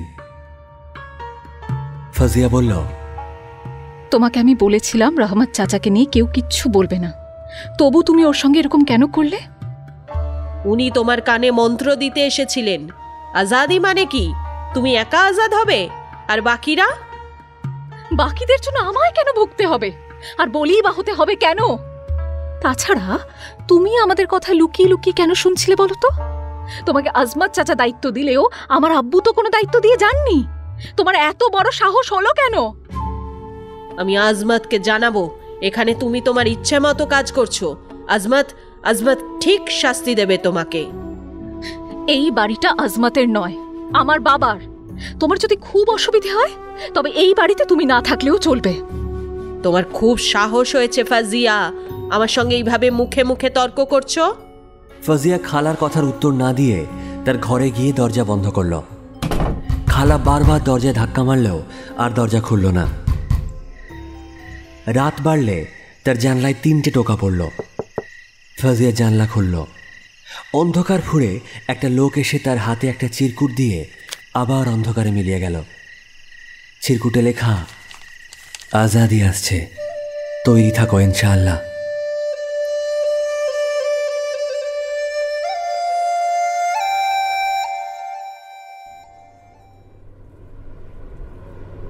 ড্যানিয়েলের হাত বেঁধে তাকে একটা ট্রাকের পেছনে বসানো হয়েছে। গাড়ি ভর্তি বাক্স, তার সঙ্গে 2জন সশস্ত্র যুবক উঠেছে। গাড়িটা কোথায় যাচ্ছে জানা যাচ্ছে না, তবে ড্যানিয়েল বুঝতে পারছে শহরের দিকে কোথাও যাচ্ছে না তারা। গাড়ি ঝাঁকুনি খাচ্ছে, রাস্তা ভীষণ খারাপ, গাড়ির গতিও বেশি না। তাকে সেডেটিভ দিয়ে আচ্ছন্ন করে রাখা হয়েছিল অনেকক্ষণ। গাড়িতে বসানো স্মৃতি তার হারিয়েছে। সে 2জন যুবকের দিকে তাকিয়ে বলল, আমরা কোথায় যাচ্ছি? 2জন পরস্পরের দিকে তাকিয়ে বেশ খানিকক্ষণ হেসে নিল। একজন বলল, সেসব জেনে কি করবে? ড্যানিয়েল চুপ করে গেল। তার অভিজ্ঞতা বলছে এই ধরনের ধর্মান্ধ এবং ব্রেন ওয়াশ লোকেদের সঙ্গে কথা বলে আখেরে কোনো লাভ হয় না। এদের মাথা এরা ধর্মগুরুদের কাছে বন্ধক রেখে দেয়। একই সঙ্গে জিহাদের নামে যে কোনো জায়গায় সুইসাইড মিশনে যেতে এরা একবারও ভাবে না। গভীর রাতের দিকে ট্রাক দাঁড়ালো। 2জনে তাকে ঠেলতে ঠেলতে ট্রাক থেকে নামালো। ড্যানিয়েলের রীতিমতো শীত করছিল। একটা বড় ঘরে তাকে নিয়ে গিয়ে চেয়ারে বসানো হলো। কিছুক্ষণ পরে একজন সুপুরুষ পাঠান এসে তাকে ব্রিটিশ অ্যাকসেন্টে বলল, কোনো সমস্যা হয়নি তো? হাত বেঁধে নিয়ে এলে সমস্যা তো হবারই কথা, আমার তো তাই মনে হয়। পাঠান বলল, আমি রুমান আলী, আমার নাম শুনেছেন আশা করি। লস্কর? আমি এখন খাইবার পাখতুনখোয়াতে।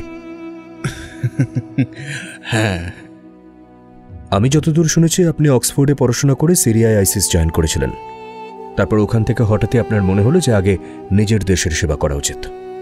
পাকিস্তানে এসে লস্করে জয়েন করেন, কি তাই তো? মারহাবা মারহাবা।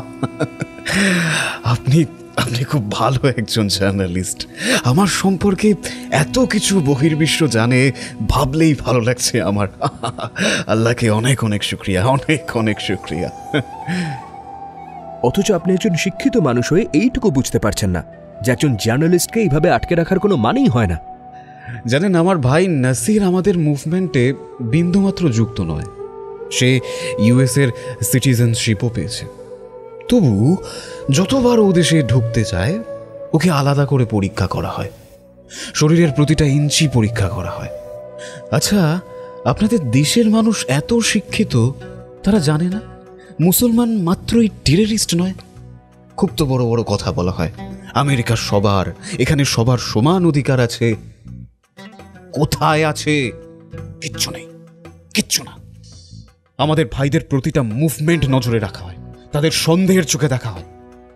ও দেশেও কিন্তু এর প্রতিবাদ আমরাই করি। হ্যাঁ, ঠিক আছে, আমি নিয়ে আর কোনো তর্ক করতে চাই না। আমাকে আপনি বলুন যে আমাকে নিয়ে আপনাদের কি প্ল্যান আছে।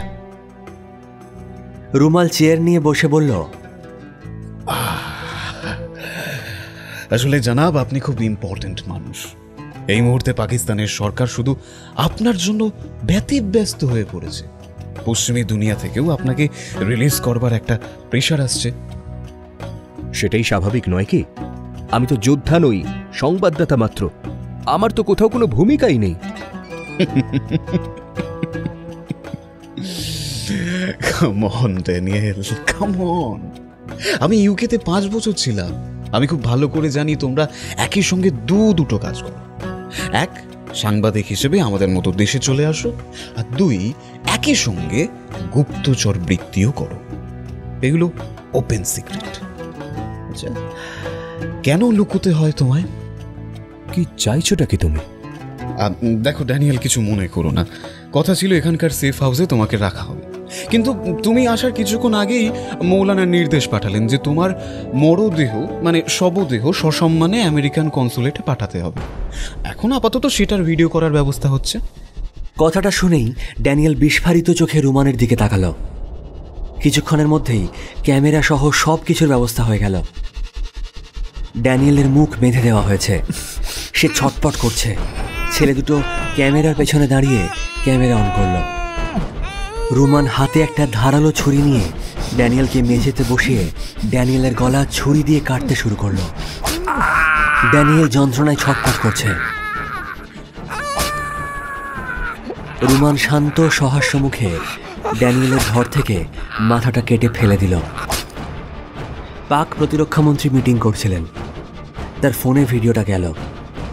মিটিংয়ের মাঝে প্রতিরক্ষামন্ত্রী মাথায় হাত দিয়ে বসে রইলেন।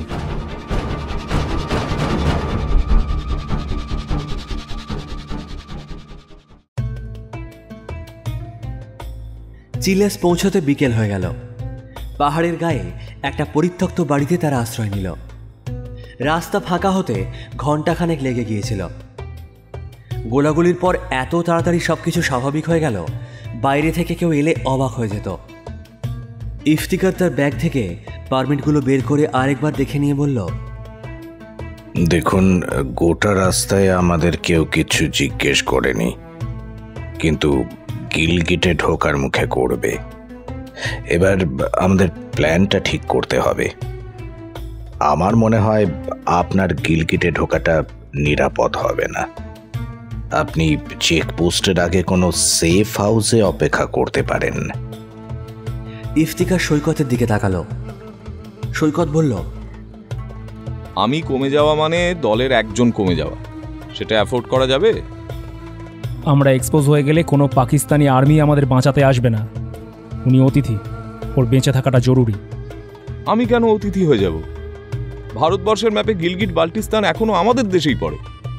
গিলগিটে আমি কেন অতিথি হলাম মিয়া? তাহলে আপনি কি চান বলুন? আমি বাইরে অপেক্ষা করতে পারবো না, আমিও যাব, আমাকে যেতেই হবে। বেশ, ঠিক আছে। আমি তুর্তুক এক্সিট পয়েন্ট ব্যবহার করব। ইফতিকার গম্ভীর হয়ে গেল। কি হলো? এটা নিয়ে আমরা না হয় পরে কথা বলবো।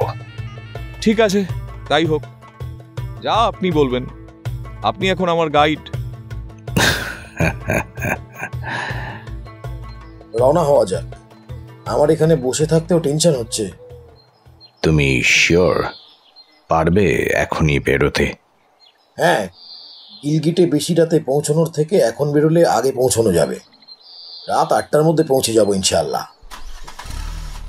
তারা বেরোলো। গাড়িতে উঠে সৈকত বলল, এই ঐতিহাসিক বিয়ের রাজপুত্রটির কিন্তু এটা প্রথম বিয়ে না। আমি যখন গিলগিটে ছিলাম, জনাব ইয়াসিরকে তার বিবি নিয়ে ঘুরতে দেখেছি। তারপরে কি তালাক হয়ে গেছিল? না না, তালাক না। ইয়াসিরের বেবি আত্মহত্যা করেছিল, যদিও বেশিরভাগেরই ধারণা ওটা আত্মহত্যা না, খুন। বাহ, চমৎকৃত হলাম। পাত্রটি তো অসাধারণ। সুকুমার রায় পেলে আরেকটা কবিতা লিখতেন, সুকুমার রায়কে? আমাদের বাংলার এক বিখ্যাত মানুষ, সত্যজিৎ রায়ের নাম শুনেছ? হামিদের মুখে হাসি ফুটল। হ্যাঁ, দ্য ফেমাস ডিরেক্টর। একদম, সুকুমার রায় তার আব্বা জানছিলেন। দাঁড়াও, তোমাকে কবিতাটা বুঝিয়ে বলি। সৈকত সৎপাত্র কবিতাটা বাকি তিনজনকে তর্জমা করে বলল। গিলগিটের মানুষদের রক্তটাই নষ্ট হয়ে গেছে, নইলে ইয়াসিরের মতো লোকের সঙ্গে বিয়ে সমর্থন করে কেউ? চিলাসের পর গিলগিটের রাস্তা খানিকটা ভালো হয়েছে, তবে রাস্তায় প্রবল ধুলো। এখানেও পাহাড় ভেঙে রাস্তার কাজ চলছে। কয়েকটা চীনা টুরিস্টের গাড়ি চোখে পড়ল। ইফতিকার বলল, চীন এখন পাকিস্তানের কাছে জামাই আদর পাচ্ছে। শাহী শাদিতে চৈনিক দস্যুরা থাকবে না? থাকতেই পারে। চীন সেনাদের সঙ্গে অনেক পাকিস্তানি সেনাকর্তার দহরম মহরম আছে, ওরা আসবে। মেলা বসেছে তার মানে? একদিকে পশ্চিমী জার্নালিস্ট, অন্যদিকে চীনের সেনাকর্তা। উফ, এই মণ্ডপ থেকে বউ নিয়ে পালানোর মজাই আলাদা হবে। আমাদের হাতে কিন্তু আর একটা দিন সময় আছে। পরশু থেকে সব রিচুয়ালস শুরু হবে। বিয়ের রীতি নিয়ে কি জানা গেছে? সুন্নি বিয়ের থেকে শিয়া বিয়েতে অনেক বেশি সময় লাগে। ইয়াসির কোন মতে বিয়ে করবে? বিয়ে থেকে শুরু করে সবটাই ওদের মতো করেই হবে। গাড়ি শব্দ করে দাঁড়িয়ে পড়ল। পাকিস্তানি আর্মিরা গাড়ি চেক করছে।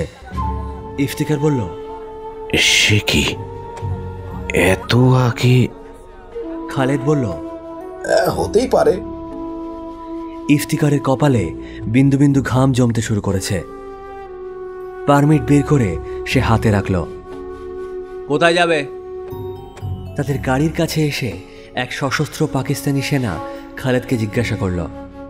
খালেদ বলল, গিলগিট যাচ্ছি জনাব। 10-12 জন সেনা টহল দিচ্ছে রাস্তায়। প্রতিটা গাড়ি দাঁড় করিয়ে প্রশ্নোত্তর করছে। তাদের গাড়ি আটক করা সেনা বলল, পারমিট দেখি। খালেদ পারমিট দিল। সেনা বলল, গাড়ি থেকে নেমে যাও। কি হলো জনাব? যা বলছি কর। ড্রাইভার নাম। খালিদ বসে না থেকে নেমে যাও। খালেদ নামল। সেনা টর্চ জ্বালিয়ে পারমিট দেখছিল। কয়েক সেকেন্ড পর খালেদকে দূরে নিয়ে গিয়ে প্রশ্নোত্তর শুরু করলো। হামিদ বলল, বাস্টার্ডস, কি করবো ইফতি ভাই? ইফতি বলল, বসে থাকো। হঠাৎ গাড়ির দরজা খুলে গেল। ইফতিকার অবাক হয়ে দেখল সৈকত কোনো একজন সেনাকে ডেকে আলাপ শুরু করেছে। খানিকক্ষণ পর সেই সেনা সৈকতকে একটা সিগারেট দিল। সৈকতের সঙ্গে সিগারেট খেতে খেতেই সেই সেনা খালেদকে ডেকে নিয়ে যাওয়া সেনাকে বলল, ওকে ছেড়ে দাও, আমার বন্ধু। খালেদ ঘরমাক্ত অবস্থায় গাড়িতে এসে বসল। সৈকত সেই সেনাকে কিছু একটা বলে গাড়িতে উঠে হাসতে হাসতে খালেদকে বলল, গাড়ি টানো। খালেদ গাড়ি স্টার্ট দিল। ইফতিকার বলল, এটা কি হলো? কিছুই হলো না। আমি না গেলে খালেদকে গুলি করে খাদে ফেলে দিত। সব গাড়ি আটকানোর অর্ডার আছে। ভাগ্যিস ওয়াসিম ছিল। হামিদ বলল, আপনার বন্ধু? হ্যাঁ, বন্ধুই তো। কত বন্ধু বানানো আছে পাকিস্তানে, কখন কে কাজে লেগে যায় কে জানে। আপনার ওপর নির্দেশ ছিল এখানে কোনো পরিচিতের সঙ্গে দেখা না করার জন্য। তো উনি কি করতেন? ওরা আরেকটু হলেই পারমিটের ব্যাপারে ইসলামাবাদ ফোন করত। একটা মাছি পর্যন্ত বলতে পারছে না। সৈকত চোখ বন্ধ করল। একটা মাছিও এখন গিলগিটে পাক সেনার অনুমতি ছাড়া ঢুকতে বা বেরোতে পারবে না। ওয়াসিমের সঙ্গে কথা বলে যা বুঝলাম, গিলগিটে এখন তারার মেলা বসছে, সব আসছে। আপনি ওয়াসিমকে কি করে চিনলেন? ভাববেন না, আমি ডাবল এজেন্ট নই। এদেশে কম ঘুরিনি এককালে। গিলগিটে যখন ছিলাম, ওয়াসিম চেকপোস্টে ডিউটি করত। প্রথম জয়েন করেছে। লাহোরে বাড়ি। প্রায়ই হাহুতাশ করতো বাড়ির জন্য। আমাদের সবারই তো বাড়ি আছে, তাই না জনাব? আমার ধারণা পাকিস্তানের প্রেসিডেন্টের সঙ্গেও আপনার আলাপ আছে, যেভাবে গাড়ি থেকে নেমে গেলেন। আমি কিছু জানি না, কিছু বুঝি না। তবে এটুকু বুঝি, সব দেশের মানুষই স্বাভাবিক জীবনযাপনে ফিরতে চায়, কিন্তু পারে না। সিস্টেম তাদের সেখানে ফিরতে দেয় না। ইফতিকার মাথা নিচু করল। গিলগিটের চেকপোস্টের কাছে গাড়ি এসে দাঁড়ালো। 5টা গাড়ির লাইন হয়েছে, শেষ গাড়ি তাদের। প্রবল শৈত্যপ্রবাহ হচ্ছে, তাপমাত্রা মাইনাসের নিচে চলে গেছে। ইফতিকার ক্লান্ত গলায় বলল, কতদিন পর নিজের মাটিতে ফিরলাম, অথচ সেখানে ঢুকতে গেলেও কত কাগজ দেখাতে হচ্ছে। সৈকত গাড়ির ভেতর থেকে তীক্ষ্ণ চোখে চেকপোস্টের দিকে তাকিয়ে শ্বাস ছাড়ল। আজ আশা করছি কোনো অসুবিধা হবে না। ইউসুফকে দেখতে পাচ্ছি। ইউসুফ আলী, এও লাহোরেই থাকে। এর বাবার একটা পা অ্যাক্সিডেন্টে বাদ পড়েছিল। ছোট ভাই পেশোয়ারে ব্যবসা করে। মা খুব ভালো গোস্ত বানান। ইউসুফের বউ ইসলামাবাদের মেয়ে। ইউসুফ বিয়ের পর বউয়ের কাছে থাকতে পারতো না বলে কাঁদত, আর তাই ওকে খুব বুলি করতো ওর কলিগরা। হামিদ হাঁ করে সৈকতের দিকে তাকিয়ে ইফতিকারকে বলল, এইবার বুঝলাম একে কেন পাঠানো হয়েছে। আরে এ দেখি আমাদের থেকেও পাকিস্তানকে বেশি চেনে। তবু আপনি আর পরিচয় দেবেন না। বিন্দুমাত্র সন্দেহ হলে সমস্যা হতে পারে, ঘোরতর সমস্যা হতে পারে। সৈকত সিটে হেলান দিল নিশ্চিন্তে। খালেদ, তুমি শুধু হাসি মুখ করে রেখো, টেনশন দেখিও না। তুমি ছড়ালে আমি সামলাবো, কোনো চিন্তা নেই। আমি আর চিন্তা করছি না, আপনি যা খেলা দেখাচ্ছেন। সৈকত গম্ভীর হয়ে গেল। অপারেশন আজ রাতেই করতে হবে। রাজকন্যাকে আজকেই তুলব, কালকের অপেক্ষায় থাকলে হবে না। ইফতিকার চমকে সৈকতের দিকে তাকালো।